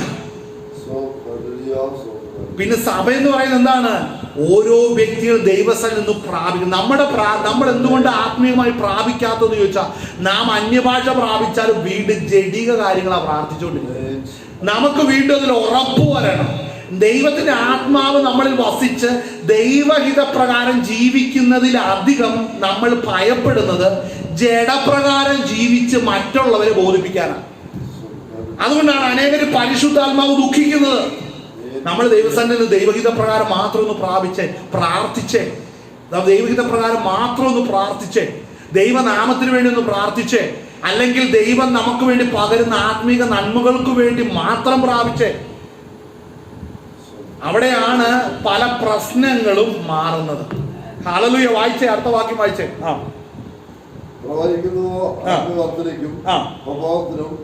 ആശ്വാസനുമായി മനുഷ്യരോട് മനുഷ്യൻ സംസാരിക്കുന്നു. അന്യഭാഷയിൽ സംസാരിക്കുന്നവൻ തനിക്ക് താൻ ആത്മീയവർദ്ധന വരുത്തുന്നു, പ്രവചിക്കുന്നവൻ സഭയ്ക്ക് ആത്മീയവർദ്ധന വരുത്തുന്നു. അപ്പോ ശ്രദ്ധിക്കണം, അന്യഭാഷ പ്രാപിച്ചവൻ ദൈവാത്മാവിന്റെ ഹിതപ്രകാരം പ്രാർത്ഥിക്കുമ്പോ അവന്റെ ഉള്ളിൽ ബലം വ്യാപരിക്കും. തനിക്ക് തന്നെ ആത്മീക വർദ്ധന വരും. ഇനി ആത്മീക വർദ്ധന മറ്റുള്ളവർക്ക് വരാൻ ദൈവം വെച്ചിരിക്കുന്നത് എന്താണെന്നറിയാം? എന്താണ്? പ്രവചനമാണ്. സഭയ്ക്കകത്ത് പ്രവചനം വെളിപ്പെടുമ്പോൾ മറ്റുള്ളവർ ആത്മാവിൽ നിറയും. മനസ്സിലാക്കണം, ആ പ്രവചിക്കുന്നത് ലോകമാകരുത്, ആ പ്രവചിക്കുന്നത് ജഡകാര്യമാകരുത്, ആ പ്രവചിക്കുന്നത് പാപവിഷയം അല്ലെ പാപരാഗമോഹങ്ങളിലേക്ക് എത്തിക്കുന്ന വിഷയമാകരുത്. ഇന്ന് പലയിടത്തും കാണുന്ന ചെല്ലുമ്പോ തൊടുമ്പോ ചത്ത പോലെ മറിഞ്ഞു വീഴുന്നതൊക്കെ കണ്ടിട്ടുണ്ട്. എന്നാ കാര്യം ചെന്ന് തൊടുമ്പോ ഞാൻ പറയണത്, ദൈവത്തിന്റെ ആത്മാവിനെ പകരുന്നവർ അഭിഷിക്തരുടെ കൈ വന്നപ്പോൾ, അത് അവരുടെ മേൽ വന്നപ്പോൾ അവർ പെട്ടെന്ന് അന്യഭാഷയിൽ പ്രാർത്ഥിച്ചു ബലം പ്രാപിച്ചു എന്നാ പറഞ്ഞത്. അടുത്ത റിസൾട്ട് അവർ ദൈവനാമത്തിന് വേണ്ടി പുറപ്പെടുകയാണ്. ഇന്ന് അനേകരുടെ കൈ ചിലരുടെ മേൽ നിന്ന ചിലത് ചത്ത പോലെ മറിഞ്ഞു വീഴും. അടുത്തത് പിന്നെ അവരെ കാണുന്നില്ല, പിന്നെ അവിടെ ഇവിടെ പിറ്റത്തെ ഞായറാഴ്ച വേറൊരു കോലത്തിരിക്കുന്നല്ലാതെ അകത്തൊരു ക്രിയയും നടന്നിട്ടില്ല. അത് ദൈവാത്മാവിനാലല്ല, അത് പരിശുദ്ധാത്മാവല്ല. പരിശുദ്ധാത്മാവ് സുബോധത്തിന്റെ ആത്മാവാ. പരിജ്ഞാനത്തെ നൽകും, ബലം നൽകും. അവന്റെ നാമത്തിന് വേണ്ടിയാണ് പരിശുദ്ധാത്മാവ് ഇടപെടുന്നത്. പരിശുദ്ധാത്മാവിനാലാണ് കൈവപ്പ് വരുന്നെങ്കിൽ, ആത്മപകർച്ച വരുന്നതെങ്കിൽ അവൻ ദൈവനാമത്തിനു വേണ്ടി ഫലപ്പെടും. മനസ്സിലാകുന്നു? അപ്പം വളരെ മനസ്സിലാക്കണം, സഭയ്ക്കകത്ത് സ്വന്തം നമ്മൾ ആത്മാവിൽ പ്രാപിച്ചിരിക്കുന്ന വിഷയം നമ്മൾ ആത്മാവിൽ പ്രവചിക്കണം. ഈ പ്രവചിക്കുന്നത് ആത്മാവിന്റെ മർമ്മങ്ങളായിരിക്കണം. ആമേൻ. ആ മർമ്മങ്ങളാണ് പ്രവചിക്കുന്നത്. അത് പ്രവചിക്കുമ്പോൾ കേൾക്കുന്നവരിൽ ദൈവശക്തി വ്യാപരിക്കാനിടയായി. ഹല്ലേലൂയ. അടുത്ത പാവം വായിച്ചേ, പാവം വിടാം. വായിച്ചേ. നിങ്ങൾ എല്ലാവരും അന്യഭാഷകളിൽ സംസാരിക്കണം എന്നും വിശേഷാൽ പ്രവചിക്കണം എന്നും ഞാൻ ഇച്ഛിക്കുന്നു. അന്യഭാഷകളിൽ സംസാരിക്കുന്നവൻ സഭയ്ക്ക് ആത്മീക വർധന ലഭിക്കേണ്ടതിന് വ്യാഖ്യാനിക്കുന്നില്ലെങ്കിൽ പ്രവചിക്കുന്നവൻ അവനേക്കാൾ വലിയവൻ എന്ന് പറഞ്ഞ എന്നാന്ന് മനസ്സിലായോ? നമ്മളിത് എപ്പോഴും വായിക്കുന്ന അല്ലേ? ഈ വാക്യത്തിന്റെ അർത്ഥം മനസ്സിലാക്കണം. ആ ഭാഗം ഒന്നും കൂടെ വായിക്കും. എത്ര വാക്യം അത്? 5-ാം വാക്യം. അവിടെ വായിക്കുന്ന എന്താണ്? നിങ്ങൾ എല്ലാവരും അന്യഭാഷകളിൽ സംസാരിക്കും. അന്യഭാഷ സംസാരിക്കുമ്പോൾ നമുക്ക് ആത്മീക വർധനവ് സംഭവിക്കും. അടുത്തത് നാം പ്രവചിക്കണം. അതിന്റെ റിസൾട്ട് എന്ന് പറഞ്ഞാൽ നാം പ്രവചിക്കാൻ തുടങ്ങണം.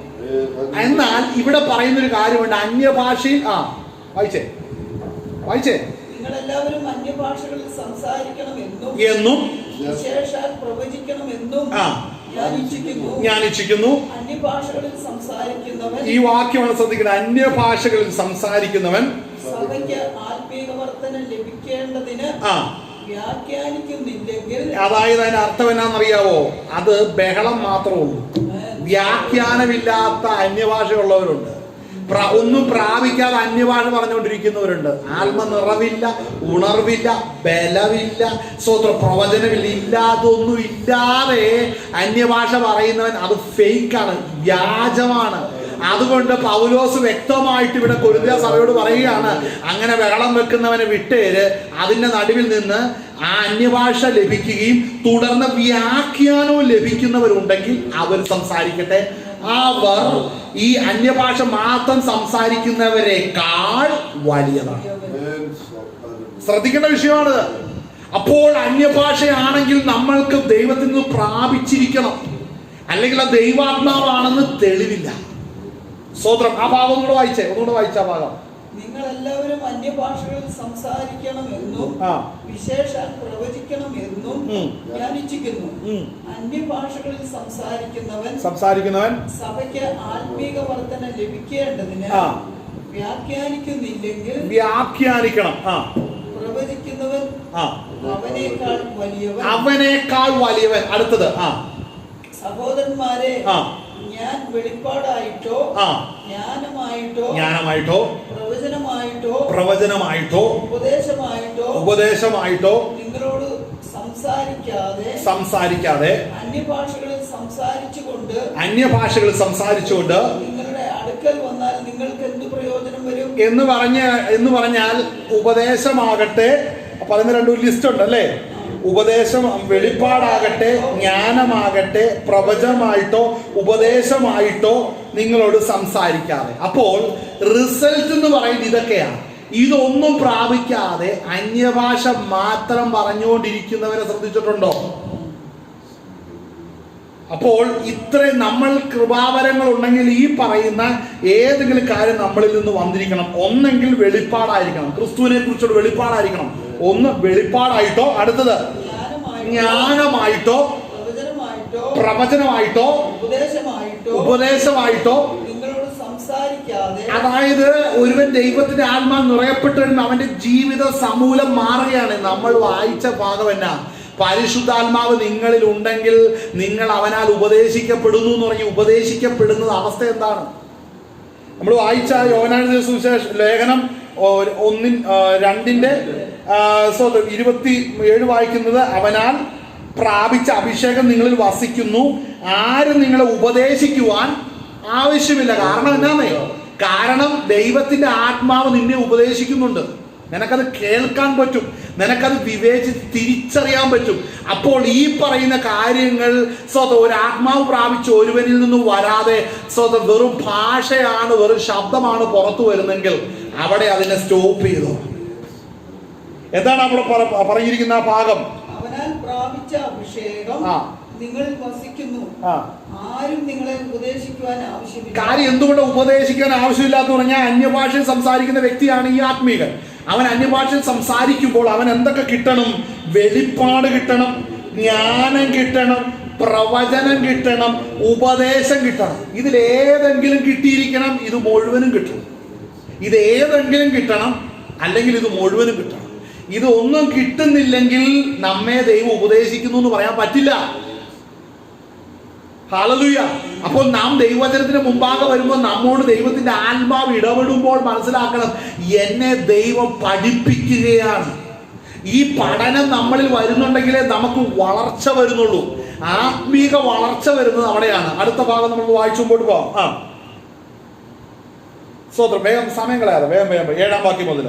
കുഴൽ, വീണ എന്നിങ്ങനെ നാദം കൊടുക്കുന്ന നിർജീവ സാധനങ്ങൾ തന്നെയും നാദഭേദം കാണിക്കാതിരുന്നാൽ ഊതിയതോ മീട്ടിയതോ എന്തെന്ന് എങ്ങനെ അറിയാം? അപ്പോൾ മനസ്സിലാക്കണം, അന്യഭാഷ പുറത്ത് കേൾക്കുമ്പോൾ മനുഷ്യർക്ക് മനസ്സിലാകത്തില്ല. അവൻ ദൈവത്തോട് സംസാരിക്കണം, മനുഷ്യരുടെ ചെവി കൊണ്ട് കേട്ടത് മനസ്സിലാകത്തില്ല. പക്ഷേ ആ സംസാരിക്കുന്ന വ്യക്തിയുടെ ആത്മാവ് പ്രാർത്ഥിക്കുന്നുണ്ട്. അവൻ ദൈവത്തിൽ നിന്ന് പ്രാപിച്ചുകൊണ്ടിരിക്കുകയാണ്. അവൻ അവസരം കൊടുത്താലാണ് അവൻ പ്രാപിച്ചതെന്ന് മറ്റുള്ളവർക്ക് കേൾക്കാൻ പറ്റത്തുള്ളൂ. മനസ്സിലാവും, പ്രാപിച്ചിരിക്കണം. ദൈവത്തിന്റെ ആത്മാവ് ഉള്ളതിന്റെ അടയാളം അതാണ്, അത് പ്രാപിച്ചിരിക്കണം. നമുക്ക് വേഗം പറഞ്ഞു നിർത്താം. സ്തോത്രം, സ്തോത്രം, സ്തോത്രം, സ്തോത്രം, സ്തോത്രം, സ്തോത്രം, സ്തോത്രം. അതിന്റെ 14-ാം വാക്യം ഒന്ന് വായിച്ചേ. 14:14 തന്നെ. 1 കൊരിന്ത്യർ 14:14. ഞാൻ അന്യഭാഷയിൽ പ്രാർത്ഥിക്കുന്നു എങ്കിൽ എന്റെ ആത്മാവ് പ്രാർത്ഥിക്കുന്നു. ഇവിടെ ശ്രദ്ധിക്കണം, നമ്മുടെ ആത്മാവ് പ്രാർത്ഥിക്കുക എന്ന് പറഞ്ഞാൽ നമ്മൾ അന്യഭാഷയിൽ പ്രാർത്ഥിക്കുമ്പോൾ നമ്മുടെ ആത്മാവ് പ്രാർത്ഥിക്കുകയാണ്. അടുത്തത് എന്റെ ബുദ്ധിയോ അഫലമായിരിക്കുന്നു. കണ്ടോ, എന്ന് പറഞ്ഞാൽ ഞാനൊന്ന് എന്റെ ചിന്തയിൽ നിന്ന് വരുന്നതല്ല ഞാൻ പ്രാപിച്ചുകൊണ്ടിരിക്കുന്നത്. എന്റെ ചിന്തയിൽ പല കാര്യം വരുന്നുണ്ട്, അതൊന്നും അല്ല പ്രാപിച്ചുകൊണ്ടിരിക്കുന്നത്. മനസ്സിലാകുന്നുണ്ടോ? വളരെ ശ്രദ്ധിക്കേണ്ട വിഷയമാണ്. ചിലര് അവിടെ ചെന്ന് നമ്മൾ ചില സങ്കല്പങ്ങളും നിരൂപണങ്ങളും ഉണ്ട്, അല്ലെങ്കിൽ താൻ അറിഞ്ഞ ചില കാര്യങ്ങളുണ്ട്. ഇത് താൻ പ്രാപിച്ചതെന്ന് പറഞ്ഞ് പടച്ചുവിടും. ശ്രദ്ധിക്കേണ്ട വിഷയമാണ്. അതല്ല, നാം പ്രാപിക്കുന്നത് നമ്മുടെ ബുദ്ധിക്ക് തെളിയാത്ത അല്ലെങ്കിൽ ബുദ്ധിയിൽ ചിന്തിക്കാത്ത കാര്യമായിരിക്കും ദൈവത്തിന്റെ ആത്മാവ് നമുക്ക് വെളിപ്പെടുത്തുന്നത്. സ്തോത്രം. അവിടെ ഒന്നുകൂടെ വായിച്ച വാക്യം, ഞാൻ അന്യഭാഷയിൽ പ്രാർത്ഥിക്കുന്നുവെങ്കിൽ എന്റെ ആത്മാവ് പ്രാർത്ഥിക്കുന്നു, എന്റെ ബുദ്ധിയോ അഫലമായിരിക്കുന്നു. അപ്പോൾ മനസ്സിലാക്കുന്ന ഒരു കാര്യമുണ്ട്, നമുക്ക് ജഡത്തിന് കഴിയാത്തതിനെ സാധിപ്പാനാണ് ദൈവപുത്രൻ ജഡത്തിൽ അവതരിപ്പിച്ചത്. അപ്പോൾ ദൈവപുത്രൻ അവതരിപ്പിച്ചത് നമ്മുടെ ഈ ജഡത്തിന് ഒരിക്കലും തിരിച്ചറിയുവാൻ കഴിയുന്നതല്ല ദൈവത്തിന്റെ ആത്മാവ് നമുക്ക് നൽകുന്നത്. അത് ദൈവത്തെക്കുറിച്ചും ദൈവിക മർമ്മങ്ങളെ കുറിച്ചുമാണ് നൽകുന്നത്. അത് നമ്മളിൽ വസിക്കുമാറാക്കിയ പരിശുദ്ധാത്മാവിനാൽ നമ്മൾ അറിയുന്നു. ദൈവരാജ്യത്തിലേക്ക് ഒരുവൻ എടുക്കപ്പെടുമെന്നും അവന്റെ രാജ്യശക്തിയാണ്. അവന്റെ രാജ്യത്ത് നമ്മൾ എടുക്കപ്പെടുമ്പോൾ നമ്മൾ അതിനുവേണ്ടി കർത്തവ്യങ്ങൾ ഒരുക്കിക്കൊണ്ടിരിക്കുകയെന്ന് ദൈവത്തിന്റെ ആത്മാവ് വസിക്കുന്നവർക്ക് മാത്രമേ അറിയത്തുള്ളൂ. ആമേൻ. ആ ഭാഗം ഒന്നുകൂടെ വായിച്ചിട്ട് അടുത്ത വാക്യം വായിച്ചേ. അപ്പൊ ശ്രദ്ധിക്കണം, ആത്മാവിനാൽ പ്രാർത്ഥിക്കും. അടുത്തത് ബുദ്ധി കൊണ്ടും പ്രാർത്ഥിക്കും. ശ്രദ്ധിക്കണം, നമ്മുടെ പ്രാർത്ഥന ആത്മാവ് കൊണ്ടാണോ ബുദ്ധി കൊണ്ടാണോ? അന്യഭാഷയിൽ പ്രാർത്ഥിക്കുന്ന ഒരു വ്യക്തിയുടെ ആത്മാവ് പ്രാർത്ഥിക്കുന്നുണ്ട്, അവന്റെ പ്രാർത്ഥന ദൈവം കേൾക്കുന്നു. എന്റെ ചോദ്യം, നമ്മുടെ പ്രാർത്ഥന മനുഷ്യൻ കേൾക്കണോ ദൈവം കേൾക്കണോ? നമ്മുടെ പ്രാർത്ഥന ദൈവം കേൾക്കണമെങ്കിൽ നാം അന്യഭാഷയിൽ പ്രാർത്ഥിച്ചേ പറ്റൂ. അതുകൊണ്ട് അപ്പോൾ മനസ്സിലാക്കണം, പിശാച് വെച്ചിരിക്കുന്ന ഒരു ആയുധമുണ്ട്, അന്യഭാഷ പ്രാർത്ഥിക്കരുന്ന്, അങ്ങനെ ഇങ്ങനെ, അതിന് വ്യാഖ്യാനമില്ല, അങ്ങനെ. അത് പിശാച് ചിലരെ ഉപയോഗിക്കുന്നതാണ്. കാര്യം, ദൈവത്തിന്റെ ആത്മാവിനാൽ നിറയപ്പെട്ട ദൈവമക്കൾ സ്വർഗീയ പിതാവിൽ നിന്ന് ചിലത് പ്രാപിക്കുമ്പോൾ അസൂയ നിറഞ്ഞ പിശാച് അതേ അസൂയയുടെ ഫലം നിറഞ്ഞ മനുഷ്യരെ എഴുന്നേൽപ്പിച്ച് ദൈവമക്കൾക്കെതിരെ നിർത്തുകയാണ്. സ്തോത്രം. ആളല്ലേ. അപ്പൊ ദൈവത്തോട് പ്രാർത്ഥിക്കണമെങ്കിൽ അന്യഭാഷ പ്രാർത്ഥിച്ചേ പറ്റുള്ളൂ. ആമേൻ. അടുത്ത ഭാഗം വായിച്ചേ. ബുദ്ധി കൊണ്ടും പ്രാർത്ഥിക്കും. ശ്രദ്ധിച്ചേക്കണം, ആത്മാവ് കൊണ്ടും പാടും, ബുദ്ധി കൊണ്ടും പാടും.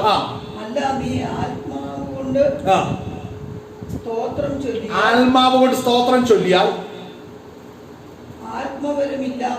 ശ്രദ്ധിച്ചു കേൾക്കണം, ആത്മാവ് കൊണ്ട് ഒരുവൻ സ്തോത്രം ചൊല്ലിയാൽ, ആരാധനയാകട്ടെ സ്തോത്രഗീതങ്ങളാകട്ടെ, ഇത് ചെയ്തു കഴിഞ്ഞാൽ ദൈവത്തിൽ നിന്ന് പ്രാപിച്ചത് എന്താണെന്ന് അതേ ആത്മാവുള്ളവർക്ക് മനസ്സിലാവും.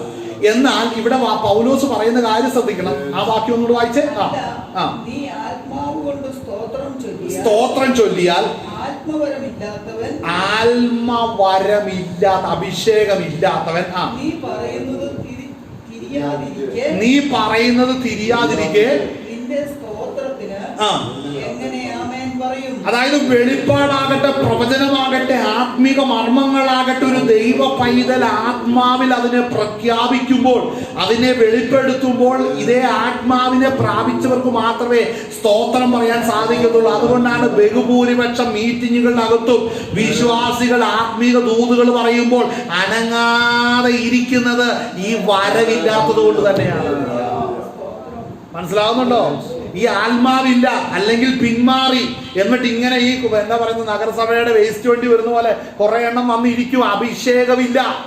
നമ്മൾ മനസ്സിലാക്കണം, നമ്മുടെ ആത്മാവിനെ ഒരുക്കി സൂക്ഷിക്കേണ്ട ഉത്തരവാദിത്വം നമുക്ക് വ്യക്തിപരമാണ്. ആമേൻ. അടുത്ത വാക്യം വായിച്ചേ. നീ നന്നായി സ്തോത്രം ചൊല്ലുന്നു, സത്യം. കാരണം അവൻ ജഡീകനാണെന്നേ. നമ്മൾ അന്യഭാഷ ദൈവത്തെ സ്തോത്രം ചെയ്ത് ദൈവത്തെ ആരാധിക്കും. ഇത് കേൾക്കുന്ന മറ്റൊരു ആത്മീക വർധനവും കിട്ടാത്ത ഒരു വലിയൊരു ഗ്രൂപ്പുണ്ട്. അതൊരു ക്ലബ്ബ് ഉണ്ടാക്കാൻ, അവർക്കൊരു അസോസിയേഷൻ, സഭയ്ക്കകത്തെ ജഡീകർ എന്നും പറഞ്ഞൊരു ഗ്രൂപ്പ് ഇന്ന് സഭകളുടെ കൊണ്ട് അവര് കൂടുതൽ ഞങ്ങൾക്കൊന്നും മനസ്സിലാകത്തില്ല, അവർക്ക് ഒരിക്കലും ഒന്നും മനസ്സിലാകാറില്ല, ഒന്നും ഗ്രഹിക്കാറില്ല, ഗുണപ്പെടാറില്ല. അങ്ങനെ കുറെ പേരുണ്ട്. ആമേൻ. അപ്പൊ അവൻ അങ്ങനെ നിന്നിട്ട് എപ്പോഴും ഈ കൃപ പ്രാപിച്ചവനെ എങ്ങനെ ഉപദ്രവിച്ചുകൊണ്ടിരിക്കുകയാണ്. ഹല്ലേലൂയ. മനസ്സിലാക്കണമേ, അതല്ല സഭ. രക്ഷിക്കപ്പെട്ട ആത്മാവിനാൽ നുറയപ്പെട്ട് മറമല ഗ്രഹിച്ച് ജീവിക്കുന്നവരുടെ കൂട്ടമാണ് സഭ. അത് സ്വർഗത്തിലുണ്ട്, അത് ഈ ഭൂമിയിൽ ഒരുക്കപ്പെട്ടുകൊണ്ടിരിക്കുന്നു. കാഹളം ധരിക്കുമ്പോൾ നമ്മൾ അക്കരെ നാട് കടക്കുകയും ചെയ്യും. ആമേൻ. അടുത്ത വാക്യം വായിച്ചേ. വേമ്പോ സമയം പോകുന്നു. നീ നന്നായി സ്തോത്രം ചൊല്ലുന്നു, സത്യം. ആത്മീയ വർധന വരണമെങ്കിൽ എന്നാ വേണം? പ്രവചനം വേണം. പ്രവചനം ഉണ്ടെങ്കിൽ വായ തുറന്നു പ്രവചിക്കുമ്പോൾ ആത്മീയ വർധന വരും. കാര്യം അത് വാക്കുകൾ തെളിവായിട്ട് കാര്യങ്ങൾ പറഞ്ഞ് മനസ്സിലാക്കും. പക്ഷെ ആത്മാവിലുള്ള മർമ്മങ്ങൾ ആത്മാവിൽ തന്നെ അതിനെ സ്തോത്രം, ഹല്ലേലൂയ, അതിനെ സ്തോത്രം അതിനെ കൈമാറ്റം ചെയ്യുന്ന ഒരു അനുഭവമുണ്ട്. അല്ലെ, ആത്മീക മർമ്മങ്ങളെ ആ നിലവാരത്തിൽ കാണാൻ പ്രാപ്തമായിട്ടുള്ളവരുണ്ട്. അതുകൊണ്ട് ആത്മീകര് ഒരു കാര്യം പറയുമ്പോൾ അത് ആത്മാവില്ലാത്തവരോട് ഡിസ്കസ് ചെയ്യാൻ പോകരുത്. അവർക്ക് ഒരു വകയും മനസ്സിലാകത്തില്ല. ആണല്ലേ, നമ്മൾ ആദ്യം നോക്കണം ഇവരിൽ അഭിഷേകം ഉണ്ടോ എന്ന് നോക്കണം. ചില കുടുംബങ്ങളെ ഒരെണ്ണത്തിന് അഭിഷേകമില്ലാത്ത കുടുംബങ്ങളുണ്ട്. ഇത് എന്തൊക്കെ പല ക്ലാസിക്കൽ ചർച്ചിന്റെ അകത്ത് എന്ന് കഴിഞ്ഞിട്ടുണ്ടെങ്കിൽ ഒരെണ്ണത്തിന് അഭിഷേകമില്ല. ആരാധന വെറുതെ വന്ന് ഇങ്ങനെ കസേരയിൽ ഇരുന്ന് പ്രാർത്ഥനയും കാര്യങ്ങളെല്ലാം കഴിച്ചു. അവർ പറയുന്നു പണ്ട് സമുദായത്തിൽ എന്താ ചെല്ലുമ്പോ കുർബാന കാണാൻ പോകുന്നു, അല്ലേ, കുർബാന കാണാൻ പോകുന്നു. ഇന്ന് പെന്തക്കോസിന്റെ അകത്ത് ഇതുപോലെ കുർബാന കണ്ടിട്ട് തിരിച്ചു പോകുന്നവരുണ്ട്. ആരാധനയില്ല. എന്താ കാര്യം? അവരിൽ ഈ അഭിഷേകമില്ല. മനസ്സിലാകുന്നുണ്ടോ? അങ്ങനെയുള്ളവര് അവരായിരിക്കും ആ പ്രസ്ഥാനം ഭരിക്കുകയും നടത്തുകയും പൈസ ചെലവിടുകയും ചെയ്യുന്നത്. അവര് പറയുന്നത് എനിക്കില്ല, ആർക്കും ഇല്ല, എനിക്കുണ്ടെങ്കിൽ എല്ലാവർക്കും ഉണ്ട്. ഉള്ളവനുണ്ടെങ്കിൽ മിണ്ടാതെ അവിടെ ഇരുന്നോണം. മനസ്സിലാകുന്നുണ്ടോ? അവിടെ വ്യാപരിക്കുന്നത് വേറെ സാധനമാണ്. അതിന്റെ അകത്തുനിന്നൊക്കെ ചാടി പോയില്ലെങ്കിൽ നിത്യത കാണത്തില്ല. നമ്മൾ ഈ ലോകത്തെ പേടിച്ചോണ്ടിരിക്കും. കാലം മരിക്കുമ്പോഴും അവിടെ ഇരിക്കും. മനസ്സിലാകുന്നുണ്ട്? അതുകൊണ്ട് ഇവിടെ നമ്മൾ പോണമെന്നുണ്ടെങ്കിൽ ഭയപ്പെടാതെ പുറപ്പെട്ടു വരണം. അശുദ്ധമായതൊന്നും തുടരുത്.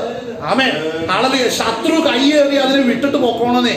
യോസേഫ് എന്താ ചെയ്തത്? അവന്റെ വസ്ത്രം കയറി ആര് കയറി? പോത്തിഫറിന്റെ ഭാര്യ കയറി പിടിച്ചു, അല്ലേ? അവിടെ നിന്നില്ല, പിന്നെ ആ വസ്ത്രം ഇട്ടിട്ട് ഓടി. കാര്യം എന്താണെന്നറിയോ? ഇതുപോലെയാണ് നമ്മുടെ നന്മ നശിപ്പിക്കുന്നത്, നമ്മുടെ കൃപ നശിപ്പിക്കുന്നതുണ്ടെങ്കിൽ കയറി പിടിച്ച് അതും കൂടെ ഇട്ടിട്ട് പോകണം. അവിടെ മുടക്കിയ ചില കാശ് കണ്ടേക്കാം, അവിടെ ഉത്സവത്തിൽ കൊണ്ടുവച്ച ചില കാര്യങ്ങൾ കണ്ടേക്കാം. അതിനു വേണ്ടി നിൽക്കരുത്. നിത്യത വേണമെങ്കിൽ അത് ഇട്ടിട്ട് പോകുന്നതിനെ ദൈവരാജ്യമുള്ളൂ. മനസ്സിലാകുന്നുണ്ടോ? ഇട്ടിട്ടോടണം. ലോത്തിന്റെ ഭാര്യ കൂടെ ഉണ്ടായിരുന്നു. ലോത്തിന്റെ ഭാര്യ കൂടെ നിന്നു. എന്നാ ചെയ്തേ? ലോത്തിന്റെ ഭാര്യ കൂടെ നിന്നുകൊണ്ട് സ്വതന്ത്രം ചിന്തിച്ച അച്ചായൻ ഞാനാണെങ്കിൽ പുറകോട്ട് ഇച്ചിരി വരും, ഞാൻ അച്ചായൻ എന്റെ കൂടെ പിടിച്ചോളും. മനസ്സിലാകുന്നു? എന്നെ അറിയാമല്ലോ, ഇത്രയും വർഷം എന്റെ കൂടെ നിന്നതല്ലേ. അതുകൊണ്ട് ഞാനൊന്ന് പുറകോട്ടൊന്ന് തളർന്നാലും അച്ചായൻ എന്നെ പിടിച്ചോണ്ട്. പക്ഷെ മക്കളും അച്ചായൻ ഒരുപോലെ കൈവിട്ടു. അതാണ് ആത്മാവിനാൽ രക്ഷയുടെ അനുഭവിച്ചവരുടെ പ്രത്യേകത. കാര്യം ലോകത്തിന് അബ്രഹാമിനെ അറിയാം, അവിടെ ഇറങ്ങി വരുന്ന ദൈവസാന്നിധ്യം അറിയാം. ഇതിനെ നഷ്ടപ്പെട്ടിട്ട് പോയാൽ നിത്യത കാണത്തില്ലെന്നറിയാം. ചിലർക്ക് ഇത് ഈ ബോധം വരുന്നത് അവിടെ മനസ്സിലാക്കണം. സ്വന്തം നമ്മുടെ കൃപ നഷ്ടപ്പെടുന്നതല്ല ഇങ്ങനെ സ്വന്തം ആളെ കുടഞ്ഞു കളഞ്ഞിട്ട് പോകാനൊരു അഭിഷേകമാണ് ഈ കാലഘട്ടത്തിൽ വേണ്ടത്. നമുക്ക് നിത്യത വേണോ? മനുഷ്യരെ പ്രസാദിപ്പിക്കണം.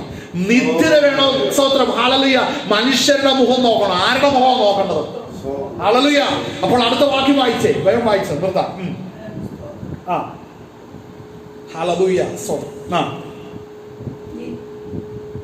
നിങ്ങൾ എല്ലാവരിലും അധികം അന്യഭാഷകളിൽ സംസാരിക്കുന്നുണ്ട്. ഞാൻ ദൈവത്തെ സ്തുതിക്കുന്നു. എങ്കിലും സഭയിൽ 10,000 വാക്ക് അന്യഭാഷയിൽ സംസാരിക്കുന്നതിനേക്കാൾ അധികം മറ്റുള്ളവരെയും പഠിപ്പിക്കേണ്ടതിന് ബുദ്ധി കൊണ്ട് 5 വാക്ക് പറയുവാൻ ഞാൻ ഇച്ഛിക്കുന്നു. അവിടെ നിന്നേ, അവിടെ ഈ വാക്യം എടുത്തോണ്ട് കുറെ ബിരുദന്മാർ നടന്നു. ചില ബിരുദന്മാർ എന്തുകൊണ്ടാണെന്നറിയാവോ? ഈ വാക്യം എടുത്തു വെച്ചിട്ട് ഞാൻ ഇന്ന് ഓർക്കുന്നു, ഒരു പ്രായമുള്ള ഒരു ശുശ്രൂഷയിലേക്ക് ഇരുന്ന ഒരു വ്യക്തി എന്നോട് പറയുകയാണ്, ഞാൻ 10,000 വാക്ക് അന്യഭാഷയിൽ പറയുന്നതിനേക്കാൾ ബുദ്ധി കൊണ്ട് 5 വാക്ക് പറയാൻ ആഗ്രഹിക്കുന്നു. എന്നിട്ട് ഈ മഹാൻ ചാകുന്നത് ഒരു അന്യഭാഷയും കേട്ടിട്ടില്ല. അതും ഒരു പ്രശ്നമാണ്, അല്ലെ? അവര് പറയുന്നതിന്റെ മറ്റുള്ളവരെ നിയന്ത്രിക്കാൻ വേണ്ടി ഇത് പറയാം. എന്ന് പറഞ്ഞാൽ ഈ ഭൂരിപക്ഷം ആത്മവരം ഇല്ലാത്തവനാണ് ഭൂരിപക്ഷം. വരമുള്ളവർ ന്യൂനപക്ഷമുള്ളൂ. വയറിലെണ്ണാവുന്നവരെ ഈ അഭിഷേകം പ്രാപിച്ചവരുള്ളൂ. ഭൂരിപക്ഷത്തിന്റെ മുമ്പിൽ പറയും ഞാൻ ബുദ്ധി കൊണ്ട് 5 വാക്ക് പറയാൻ നോക്കുമ്പോൾ കൃപയില്ലാത്തവൻ ചിരിയും കളിയും കയ്യടിയും തുടങ്ങുമ്പോൾ ആരെ അപമാനിച്ചത് അവിടെ? മനസ്സിലാകുന്നുണ്ടോ? അപ്പൊ ഈ ട്രിക്കൊക്കെ സഭയ്ക്കകത്ത് കളിക്കുന്നുണ്ട്. മനസ്സിലാവുന്നുണ്ടോ? ഇതൊക്കെ പറയാൻ സമയ കാര്യം, നമുക്കാരുടെ മുഖം നോക്കേണ്ട കാര്യത്തിലൊക്കെ പറഞ്ഞിട്ട് പോകാന്ന് മാത്രമേ ഉള്ളൂ. ആ വാക്യം ഒന്നും കൂടെ വായിച്ചേ. ഇത് ആരാ പറയുന്നതെന്ന് ശ്രദ്ധിക്കണം. പൗലോസ് ഈ ദൈവത്തിൽ നിന്ന് മൂന്നാം സ്വർഗത്തോട് എടുക്കപ്പെട്ട് അവിടുത്തെ മർമ്മങ്ങളെ കണ്ട് ഗ്രഹിച്ച് ലേഖനങ്ങളെ എഴുതി കൃപാവരങ്ങളെ പ്രാപിച്ചിരിക്കുന്ന വ്യക്തിയാ പൗലോസ് പറയുന്നതും അനുഭവിച്ച് ഇത് കാര്യം പറയുന്നതും ഒരു വരവും പ്രാപിക്കാതെ ഈ വാക്കിൻ കടമെടുത്ത് വീണ്ടും അനാത്മീകനായിട്ട് ജീവിച്ചാൽ മതി എന്ന് പറയുന്ന ഒരു ശ്രുതി ഇന്ന് സഭകളുടെ അകത്തുണ്ട്. മനസ്സിലാവുന്നുണ്ടോ? ഈ വക സ്തോത്രം എല്ലാ ദുഷ്ട സ്വഭാവങ്ങളുള്ളവരുണ്ട്. ആമേൻ. ആ വാക്യം ഒന്ന് വായിച്ചേ. പൗലോസ് എന്തുകൊണ്ടാ പറയുന്നത്? എങ്കിലും സഭയിൽ 10,000 വാക്ക് അന്യഭാഷയിൽ സംസാരിക്കുന്നതിനേക്കാൾ അധികം മറ്റുള്ളവരെയും പഠിപ്പിക്കേണ്ടതിന് ബുദ്ധി കൊണ്ട് 5 വാക്ക് പറയുവാൻ ഞാൻ ഇച്ഛിക്കുന്നു. കാരണം ഇത് കൊരിന്ത് സഭയാ. എത്ര കേട്ടാലും മാനസാന്തരമില്ല, യഥാർത്ഥ ആത്മാവില്ല, മറ്റൊരു യേശുവിന് വളരെ പ്രാധാന്യമുള്ള സഭയാണ്. എവിടെ? കൊരിന്ത്. കൊരിന്തി കിടക്കുന്നവൻ അതേ പറയുള്ളൂ. കാര്യം കൊരിന്തി കിടക്കുന്നവന് വരവില്ല, കൃപാവരങ്ങളും ഇല്ല, പ്രവചനവും ഇല്ല, ഒന്നുമില്ല. അവനെ ബുദ്ധി കൊണ്ട് 5 വാക്കെങ്കിലും പഠിപ്പിച്ചില്ലെങ്കിൽ ഈ വാങ്ങിക്കുന്ന സ്തോത്ര കാഴ്ചയ്ക്ക് ഒരു ന്യായം ഇല്ലാതായി പോകും. അതുകൊണ്ട് അവനെ 5 വാക്കെങ്കിലും പഠിപ്പിച്ചെങ്കിലേ പറ്റത്തുള്ളൂ. സഭ കൊരിന്താന്ന് ഓർക്കണം. കൊരിന്താണ്. കൊരിന്തി കിടക്കുന്നവർക്കല്ലേ ഈ പ്രശ്നം. കൊരിന്തി കിടക്കുന്നവർക്കാ പ്രശ്നം. ഹല്ലേലൂയ. കരങ്ങൾ ദൈവത്തെ മഹത്വപ്പെടുത്തിയാട്ടെ. ഹല്ലേലൂയ. വേഗം നിർത്താം. അടുത്ത 2 വാക്കുകൾ വായിച്ചു നിർത്താം. വായിച്ചേ. സഹോദരന്മാരെ, ബുദ്ധിയിൽ കുഞ്ഞുങ്ങൾ ആകരുത്. തിന്മയ്ക്ക് ശിശുക്കൾ ആയിരിക്കുവാൻ ബുദ്ധിയിലോ മുതിർന്നവരാകുവിൻ. അന്യഭാഷകളാലും അന്യന്മാരുടെ അധരങ്ങളാലും ഞാൻ ഈ ജനത്തോട് സംസാരിക്കും. എങ്കിലും അവർ എന്റെ വാക്ക് കേൾക്കുകയില്ല. ഇത് ഒരു കാര്യം ഞാൻ കേൾക്കുകയില്ല എന്ന് കർത്താവ് ചെയ്യുന്നു എന്ന് ന്യായപ്രമാണങ്ങളിൽ എഴുതിയിരിക്കുന്നു. ഓക്കെ. അതുകൊണ്ട് അന്യഭാഷകൾ അടയാളമായിരിക്കുന്നു. ഇനി ശ്രദ്ധിക്കണം. അന്യഭാഷകൾ അടയാളമായിരിക്കുന്നത് വിശ്വാസികൾക്കല്ല, അവിശ്വാസികൾക്കത്ര. എന്ന് പറഞ്ഞാൽ എന്നാ? അന്യഭാഷ ഈ പറഞ്ഞ പോലെയാണെങ്കിൽ കൃപാവരം പ്രാപിച്ച് അന്യഭാഷ അടയാളം പ്രാപിച്ച ഒരു വ്യക്തിയല്ലേ യഥാർത്ഥ വിശുദ്ധൻ, ഒരു ദൈവവൈദ്യര്. അപ്പൊ അങ്ങനെ പറയുമ്പോ എങ്ങനെയാ? അന്യഭാഷ പ്രാപിച്ചിരിക്കുന്ന അന്യഭാഷ അടയാളമായിരിക്കുന്നത് വിശ്വാസിക്കല്ല, അവിശ്വാസിക്കാന്ന് പറയുന്നത്. അടുത്തത് പ്രവചനമോ വിശ്വാസികൾക്കല്ല. ഒന്ന് വ്യക്തമായിട്ട് വായിക്കാം. പ്രവചനമോ അവിശ്വാസികൾക്കല്ല. അതായത് അതിന്റെ അർത്ഥം എന്നാന്നറിയാവോ? സ്തോത്രം. അന്യഭാഷ പറയുന്നൊരു വ്യക്തി അതിന്റെ വെളിപ്പാടായിട്ടോ ജ്ഞാനമായിട്ടോ അല്ല പറഞ്ഞ കാര്യങ്ങള് ജ്ഞാനമായിട്ടോ പ്രവചനമായിട്ടോ ഉപദേശമായിട്ടോ അവനത് വെളിപ്പെട്ടു വരണം. അത് വെളിപ്പെട്ട് സഭയെ പഠിപ്പിക്കുന്ന അവസ്ഥയിലേക്ക് വരണം. എന്നാൽ അത് പ്രാപിക്കാതെ ശബ്ദം മാത്രം പുറപ്പെടുവിച്ചുകൊണ്ടിരിക്കുന്ന വ്യക്തികളുണ്ട്. അത് വ്യാഖ്യാനമില്ലാത്ത അർത്ഥങ്ങളില്ലാത്തതായിട്ടുള്ള വാക്കുകളായിട്ട് മാത്രം ഉപദേശിച്ചുകൊണ്ടിരിക്കുന്നവരുണ്ട്. എന്നാൽ പ്രവചനം വരണമെന്നുണ്ടെങ്കിൽ അന്യഭാഷ ഇല്ലാതെ പറ്റത്തില്ല. അന്യഭാഷയുള്ളവൻ അതിന്റെ വ്യാഖ്യാനമാണ് പ്രവചനം എന്ന് പറയുന്നത്. എന്ന് പറഞ്ഞാൽ പൗലോസ് പറയുന്നതിന്റെ അർത്ഥം എന്താണെന്നറിയാവോ? അന്യഭാഷ പ്രാപിച്ച് സഭയെ ഉപദേശിക്കേണ്ടത് പ്രവചിക്കുന്നുവെങ്കിൽ ആ പ്രവചനം അടയാളമായിരിക്കുന്നത് അവിശ്വാസിക്കല്ല, വിശ്വാസിക്കാണ്. അതായത് സഭയ്ക്കകത്ത് ഉപദേശത്തോടുകൂടെ പ്രവചിക്കുന്നവനുണ്ടെങ്കിൽ അവൻ വിശ്വാസിയാണ്. എന്നാൽ വർഷങ്ങളായിട്ടും മാസങ്ങളായിട്ടും ഇപ്പോഴും അർത്ഥമില്ലാത്ത അന്യഭാഷ മാത്രം പറഞ്ഞുകൊണ്ടിരിക്കുന്നെങ്കിൽ ആ അടയാളം വിശ്വാസിയല്ല, അത് അവിശ്വാസി എന്നുള്ള ലക്ഷണമാണ്, അടയാളമാണ്. അതായത് സ്വന്തം വെളിപ്പാടോ ജ്ഞാനമായിട്ടോ ഉപദേശമായിട്ടോ വ്യാഖ്യാനിക്കാൻ പ്രാപ്തിയില്ലാത്ത അന്യഭാഷ ഉള്ളവൻ യഥാർത്ഥത്തിൽ അവിശ്വാസിയാണ്. എന്നാൽ അന്യഭാഷ പ്രാപിച്ചവൻ ഉപദേശമായിട്ടോ വെളിപ്പാടായിട്ടോ ജ്ഞാനമായിട്ടോ അത് ഉപദേശിക്കുകയും പ്ലസ് അതിന്റെ കൂടെ പറയുന്ന കാര്യം അടുത്ത വിഷയം സ്തോത്രം. അവിടെ പറയുന്നത് പ്രവചനമായിട്ട് അത് വെളിപ്പെടുത്തുന്നെങ്കിൽ അത് ആർക്കാണ് ലഭിക്കുന്നത്? അത് വിശ്വാസിക്കേ ലഭിക്കുന്നുള്ളൂ. അപ്പോൾ മനസ്സിലാക്കണം, വിശ്വാസികൾക്ക് മാത്രമാണ് ആ വരം ദൈവം കൊടുക്കുന്നത്, അല്ലാത്തവർക്ക് കൊടുക്കുന്നില്ല. ഹല്ലേലൂയ. അല്ലാത്തവർക്ക് കൊടുക്കുന്നില്ല, അല്ലാത്തവരത് പ്രാപിക്കുന്നുമില്ല. ഹല്ലേലൂയ. ഹല്ലേലൂയ. ആ ഭാഗം ഒന്നും കൂടെ വായിച്ചേ. അതുകൊണ്ട് അന്യഭാഷകൾ അടയാളമായിരിക്കുന്നത് വിശ്വാസികൾക്കല്ല ആ. അവിശ്വാസികൾക്കത്രേ. അവിശ്വാസികൾക്കത്രേ. ആ. പ്രവചനമോ അവിശ്വാസികൾക്കല്ല ആ. വിശ്വാസികൾക്ക് തന്നെ. അപ്പൊ പ്രവചനം അടയാളമായിരിക്കുന്നത് വിശ്വാസികൾക്ക് തന്നെ. വിശ്വാസികൾക്ക് തന്നെയാണ്. ആമേൻ. അപ്പോൾ മനസ്സിലാക്കണം, പ്രവചിക്കുന്നെങ്കിൽ മാത്രമാണ് നമ്മളിലെ ആത്മാവ് കറക്റ്റ് ആവുന്നുള്ളൂ. നാം പ്രാർത്ഥിച്ചു തുടങ്ങുമ്പോൾ, ആത്മാവിന്റെ നിറവോടെ ആരാധിക്കുമ്പോൾ നമ്മളിൽ നിന്ന് പുറപ്പെട്ടു വരണം. ഞാൻ പറയുന്നത്, നമ്മൾ ഈ ആരാധിക്കുമ്പോൾ നമ്മൾ നമ്മുടെ എൽറ്റീസിന്റെ കാര്യം ഞാനിപ്പോൾ പറയുന്നുള്ളൂ. നമ്മൾ പ്രാർത്ഥിക്കുക, ആരാധിച്ചു, ദൈവത്തിന്റെ ആത്മാവ് നിങ്ങളെ എന്താണോ നടത്തുന്നത് നിങ്ങൾ അത് ചെയ്തിരിക്കണം. നിങ്ങൾക്ക് സ്തോത്രം ചെയ്യണം, ആരാധിക്കണം. ദൈവത്തിന്റെ ആത്മാവ് അടുത്തിരിക്കുന്ന വ്യക്തിയിൽ മേൽ കൈവെക്കുവാൻ ദൈവത്തിന്റെ ആത്മാവ് പറഞ്ഞാൽ അത് ചെയ്തോണം. പാസ്റ്റർ നോക്കൊണ്ടിരിക്കുന്നു, നോ, അതല്ല. പുതിയ സഭ എന്ന് പറയുന്ന ദൈവത്തിന്റെ ആത്മാവ് നിങ്ങളോട് പറയുന്നത് ചെയ്യണം, അത് ചെയ്യണം. കാര്യം, അല്പത്തിൽ വിശ്വസ്തനാണെങ്കിലേ ദൈവത്തിന്റെ ആത്മാവ് കൂടുതൽ കാര്യങ്ങൾ തരുന്നു. നമ്മളോട് പറയുന്നത് ചെയ്യുമ്പോഴാണ് ദൈവത്തിന്റെ ആത്മാവ് അടുത്ത ലെവലിലേക്ക് നമ്മളെ എഴുന്നേൽപ്പിക്കുന്നുള്ളൂ. അപ്പോൾ മനസ്സിലാക്കണം, ഇത് ചെയ്യണം. മനസ്സിലാക്കണം, നാം ക്രിസ്തുവിനെ കുറിച്ച് നമ്മൾ പ്രാർത്ഥനയ്ക്കകത്ത് ഈ വെളിപ്പാട് തന്നെ പ്രാർത്ഥിക്കണം. കാൽവറിയിലേക്ക് നമ്മൾ നോക്കുമ്പോൾ അഭിഷേകമുള്ള വ്യക്തിക്ക് ദൈവത്തിന്റെ ആത്മാവിന്റെ മർമ്മങ്ങളെ വെളിപ്പെടുത്തും. അവന്റെ പ്രാർത്ഥന മുഴുവൻ ആ മർമ്മങ്ങളായിരിക്കും. അതാണ് നമ്മുടെ ജീവിതത്തിൽ നിന്നും വേണ്ടത്. ആമേൻ. അടുത്ത 2 വാക്യം വായിച്ചു നിർത്താം. സഭ ഒക്കെയും ഒരുമിച്ച് കൂടി എല്ലാവരും അന്യഭാഷകളിൽ സംസാരിക്കുന്നു എങ്കിൽ ആത്മവരമില്ല. ഇവിടെ ശ്രദ്ധിക്കണം കേട്ടോ, ഈ വാക്യം നമ്മൾ പലപ്പോഴും ചിന്തിക്കുന്ന ഒരു വാക്യമാണ്. എങ്കിൽ ഈ വാക്യം ഒന്ന് ശ്രദ്ധിക്കാം. എങ്കിൽ ആത്മവരമില്ലാത്തവരോ അവിശ്വാസികളോ അകത്തു വന്നാൽ. അവിടെ നിന്ന് ഞാനൊരു കാര്യം ചോദിക്കട്ടെ, ഈ ആത്മവരമില്ലാത്തവനോ അവിശ്വാസികളോ, എന്റെ ചോദ്യം, രണ്ടും ഒന്നാണോ രണ്ടും രണ്ടാണോ? അവിശ്വാസിയും ആത്മവരവും ഇല്ലാത്തവനും, ഇത് രണ്ടും 2 കൂട്ടരാണോ ഒരു കൂട്ടരാണോ? അല്ല, 2 കൂട്ടരാ. അല്ലെങ്കിൽ അത് അങ്ങനെ എടുത്തു പറയില്ല. ഇനി ഞാൻ കാരണം കൂടെ പറയാം. അവിശ്വാസി കർത്താവിനെ അറിയാത്ത വ്യക്തി, അല്ലേ? ആദ്യമായിട്ട് ക്രിസ്തുവിലേക്ക് വരുന്ന വ്യക്തി. എന്നാൽ ആത്മവരമില്ലാത്തവൻ എന്ന് പറഞ്ഞാൽ വരവുണ്ട് എന്ന് കാണുകയും കേൾക്കുകയും അറിയുകയും ചെയ്തിട്ട് അതിനെ പ്രാപിക്കാതെ ഇരിക്കുന്നവനാണ് ആത്മവരമില്ലാത്തവൻ. അതാരാ? സഭയ്ക്കകത്ത് വർഷങ്ങളായിട്ട് ഇരുന്നിട്ടും ഈ വരങ്ങൾ പ്രാപിക്കാതെ ഇരിക്കുന്ന വ്യക്തിയാണ് ആത്മവരമില്ലാത്തവൻ. അവൻ എന്തുകൊണ്ടാണ് അവൻ അങ്ങനെ വരം പ്രാപിക്കാതിരിക്കുന്നത്? അടുത്ത വാക്യം വായിച്ചേ. അകത്തു വന്നാൽ നിങ്ങൾക്ക് ഭ്രാന്തുണ്ട് എന്ന് പറയുകയില്ലയോ?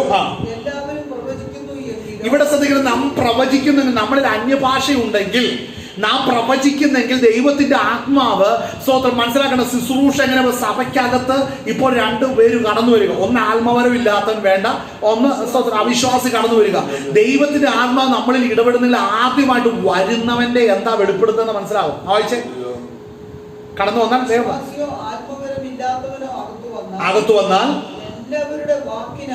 എല്ലാവരുടെ വാക്കിനാലും അത് അങ്ങനെ ഒരു ഘടകം അവിടെ ഉണ്ടാകുന്നുണ്ട്. എന്താ സംഭവിക്കുന്നത്? പാപബോധം വരാൻ കാരണം എന്താ? അടുത്തത്, അവൻ എല്ലാവരാലും വിവേചിക്കപ്പെടും. ശ്രദ്ധിക്കേണ്ട ഒരു കാര്യമാണ്. ഇന്ന് സഭകളുടെ അകത്ത് ഒരു വ്യക്തി വന്നു കഴിഞ്ഞാൽ ഇന്നത്തെ പ്രവാചകന്മാർക്കും ഇന്നത്തെ പാസ്റ്റർമാർക്കും ഇന്നത്തെ മിക്ക ശുശ്രൂഷകർക്കും വെളിപ്പെടുന്ന എന്താണെന്നറിയാവോ? അവന്റെ പാപമല്ല, വെളിപ്പെടുന്ന അവന്റെ സാമ്പത്തിക വിഷയം, വെളിപ്പെടുന്ന അവന്റെ രോഗ വിഷയം, വെളിപ്പെടുന്ന അവന്റെ മുഴ, ചൊരങ്ങ്, ചേര, ഇതൊക്കെയാണ് വെളിപ്പെടുന്നത്. പിടികിട്ടിയോ? 1-ാം നൂറ്റാണ്ട് ഈ കാലഘട്ടത്തിൽ വ്യത്യാസം മനസ്സിലായി. അന്ന് കടന്നു വരുമ്പോൾ ഇവൻ ഏത് പാപത്തിലാണ് ദൈവത്തിൽ നിന്ന് മാറിയിരിക്കുന്നത്, ഇവനിൽ ഏതൊക്കെ പാപമാണ് ഇവന് വിട്ടുകളയാതിരിക്കുന്നത്, ഇതാണ് വെളിപ്പെടുന്നത്. അത് വെളിപ്പെടുത്തി അവനോടത് പറയുമ്പോൾ ഒരു പാപബോധം ഉണ്ടാകും. എന്നാൽ ഇന്നത്തെ ഈ കാലഘട്ടത്തിലെ ശുശ്രൂഷകളാകട്ടെ പല പരിപാടികളാകട്ടെ കടന്നു വരുന്നത് ഒരു അവിശ്വാസി കടന്നു വന്നാൽ അവനിലെ വെളിപ്പെടുന്ന അവന്റെ രോഗം എവിടെയാണ്, അവന്റെ കുടുംബത്തിലെ പ്രശ്നം എവിടെയാണ്, ഇതാണ് വെളിപ്പെടുന്നത്. ഇതൊക്കെ ധനസമ്പാദനത്തിന്റെ എല്ലാ നൂതന അടവുകളുമാണ് എടുത്തോണ്ടിരിക്കുന്നത്. മനസ്സിലാക്കുക, ഇതല്ല 1-ാം നൂറ്റാണ്ടിൽ വന്നത്. അവന്റെ പാപം വെളിപ്പെടുമായിരുന്നു. ഇന്ന് ആർക്കും പാപം വെളിപ്പെടുന്നു. ഇത് പാപം പറഞ്ഞു കഴിഞ്ഞാൽ അവന് സ്റ്റേജില്ല. മനസ്സിലാക്കണം, വരുമ്പോ വെളിപ്പെടുന്നു. അവൻ ഏത് രോഗത്താലാ വരുന്നത്? ദൈവത്തിനകത്ത് അവന്റെ കാതിന് കീഴെ വേദന കാണുന്നു, അവന്റെ പുറത്ത് വിഷയമുണ്ട്, തല മരച്ചിരിക്കുന്നു, അവന് പല പ്രശ്നമുണ്ട്, കുടുംബത്തിന് ഇന്ന പ്രശ്നം ദൈവത്തിന്റെ ആത്മാവ് കാണിക്കണം. പക്ഷേ കുഴപ്പമൊന്നുമില്ല. അവന്റെ എത്ര പാപം നിനക്ക് വെളിപ്പെട്ടു? ഒന്നും വെളിപ്പെട്ടില്ല. അതെന്താ? ഞാൻ അങ്ങോട്ടൊന്നും ചോദിക്കാറുമില്ല, ദൈവം എനിക്കൊന്നും വെളിപ്പെടുത്താറുമില്ല. അത് ഏത് ക്രിസ്തുവാ അത് ഏത് ആത്മാവാണെന്ന് മനസ്സിലാക്കിക്കണം.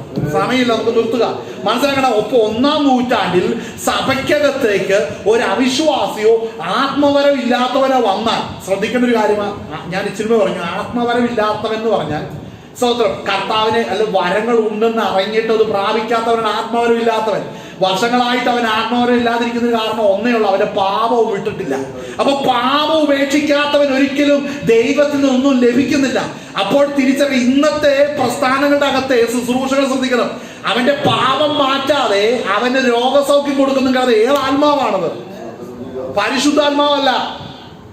ശ്രദ്ധിക്കണം. ഒരുവന്റെ പാപ സ്വഭാവത്തിന് മാറ്റം വരാതെ അവന്റെ ജഡത്തിന് വേണ്ടത് ഒരുക്കി കൊടുക്കുന്ന ശുശ്രൂഷയോ ആത്മാവോ ഉണ്ടെങ്കിൽ അത് ക്രിസ്തുവിന്റെ ആത്മാവല്ല, പരിശുദ്ധാത്മാവല്ല, ദൈവത്തിൽ നിന്നല്ലവേ അല്ല. ഹല്ലേലൂയ. എന്തൊക്കെ സംഭവിക്കണം? ആ വാക്യം ഒന്നും കൂടെ വായിച്ചു. നമുക്ക് നല്ല രസമുള്ള ഒരു വാക്യം. എല്ലാവരും പ്രവചിക്കണം. അതിന് കാരണം എന്നാ? നമ്മളുടെ സഭയാണെങ്കിലും നമ്മൾ ആത്മാവിൽ ആരാധിക്കുമ്പോൾ നാം എല്ലാവരും പ്രവചിക്കണം. അതെന്താണെന്ന് റെഡിയാകാൻ നമ്മൾ ആത്മാവിൽ നടത്തപ്പെടുമെന്ന് നമ്മൾ ഏൽപ്പിച്ചു കൊടുക്കണം. അപ്പോൾ 1-ാം നൂറ്റാണ്ടിൽ എല്ലാവരും പ്രവചിക്കുകയാണ്. അപ്പൊ എല്ലാവരും പ്രവചിക്കുമ്പോൾ മനസ്സിലാക്കണം, അവിടെ നടക്കുന്ന ഒരു വിശുദ്ധീകരണമാണ്. ഇതിൻ്റെ അകത്തൊരു വിശ്വാസി എവിടെയെങ്കിലും ഒരു കുറവുള്ളവനായിട്ട് വന്നാലും അവന്റെ കുറവ് അവിടെ ദൈവത്തിന്റെ ആത്മാവിനാൽ ഉള്ളവർക്ക് വെളിപ്പെടും. ഇന്നൊരു വിശ്വാസിയായിട്ട് ഒരു വന്ന് അവന്റെ കുറവ് വെളിപ്പെടുത്തി അവിടെ ഉണ്ടാകുന്ന കലഹം എന്നായിരിക്കും. ഹല്ലേലൂയ. പാപം വെളിപ്പെടുത്താതെ മുമ്പോട്ട് കൊണ്ടുപോകുക. അപ്പോൾ ഒന്നുകൂടെ വായിച്ചേ. എല്ലാവരും പ്രവചിക്കുന്നു എങ്കിലോ അവിശ്വാസിയോ ആത്മവരമില്ലാത്തവനോ അകത്തു വന്നാൽ എല്ലാവരുടെ വാക്കിനാലും അവന് പാപബോധം വരും.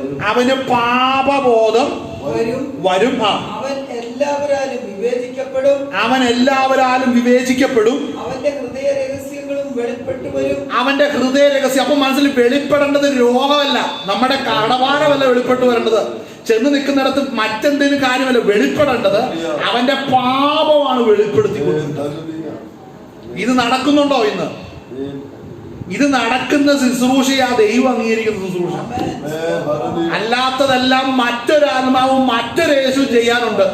ആണല്ലോ, മറ്റൊരു യേശു ഉണ്ട്. ആ മറ്റൊരു യേശു നിന്റെ പാപം നിന്റെ നിലനിൽക്കെ തന്നെ നിന്നെ അനുഗ്രഹിക്കാൻ ശക്തനാണ്, നിന്നെ ഉയർത്തുവാൻ ശക്തനാണ്, വിദേശ രാജ്യങ്ങൾക്ക് വഴി തുറക്കുന്നു. അത് മറ്റൊരു യേശുവിന്റെ ഉപദേശമാണ്. ദൈവവചനപ്രകാരം നോക്കിയാൽ ക്രിസ്തുവിന്റെ ആത്മാവുണ്ടെങ്കിൽ അവിശ്വാസിയോ ആത്മാവോ ഇല്ലാത്തവൻ അകത്തു വന്നാൽ അവന്റെ പാപം വെളിപ്പെടുത്തും. റെഡിയാണോ? അതുകൊണ്ടാണ് ഇന്ന് അനേകർ ക്രിസ്തുവിലേക്ക് വരാത്തത്. അതിലേക്ക് അപ്പൊ നോക്കുമ്പോ ഞാൻ പാപം ചെയ്ത് ഇങ്ങനെയൊക്കെ നടന്നിട്ട് എന്നെ ഇവരാരും പിടിക്കുന്നില്ലല്ലോ. അവന്റെ ഉള്ളിലെ ചിന്ത അതാണ്, ഞാൻ ഇങ്ങനെയൊക്കെ നടന്നിട്ടും എന്റെ പാപങ്ങളൊന്നും ഇവർക്ക് വെളിപ്പെടുന്നില്ല. അപ്പൊ ഞാൻ ആരാ? അപ്പൊ ഇവന് അപ്പൊ ഇതിൽ വേറെ അർത്ഥമൊന്നുമില്ല. ഞാൻ പറയാം, ഒരു അവിശ്വാസി കീഴടങ്ങുന്ന ഒറ്റ കേസേ ഉള്ളൂ, അത് അവന്റെ പാപം വെളിപ്പെടുത്തി പറയുന്നിടത്ത് മാത്രമേ ഉള്ളൂ. പാപം വെളിപ്പെടുത്തി പറയുമ്പോൾ അവന് നിലനിൽപ്പില്ലാതെ വരും. ഹല്ലേലൂയ. ഭാഗവത് വായിച്ചേ. അതിന് എനിക്ക് ഏറ്റവും രസം അതിന്റെ 23-ാം വാക്യം ഉണ്ടല്ലോ. സഭ ഒക്കെയും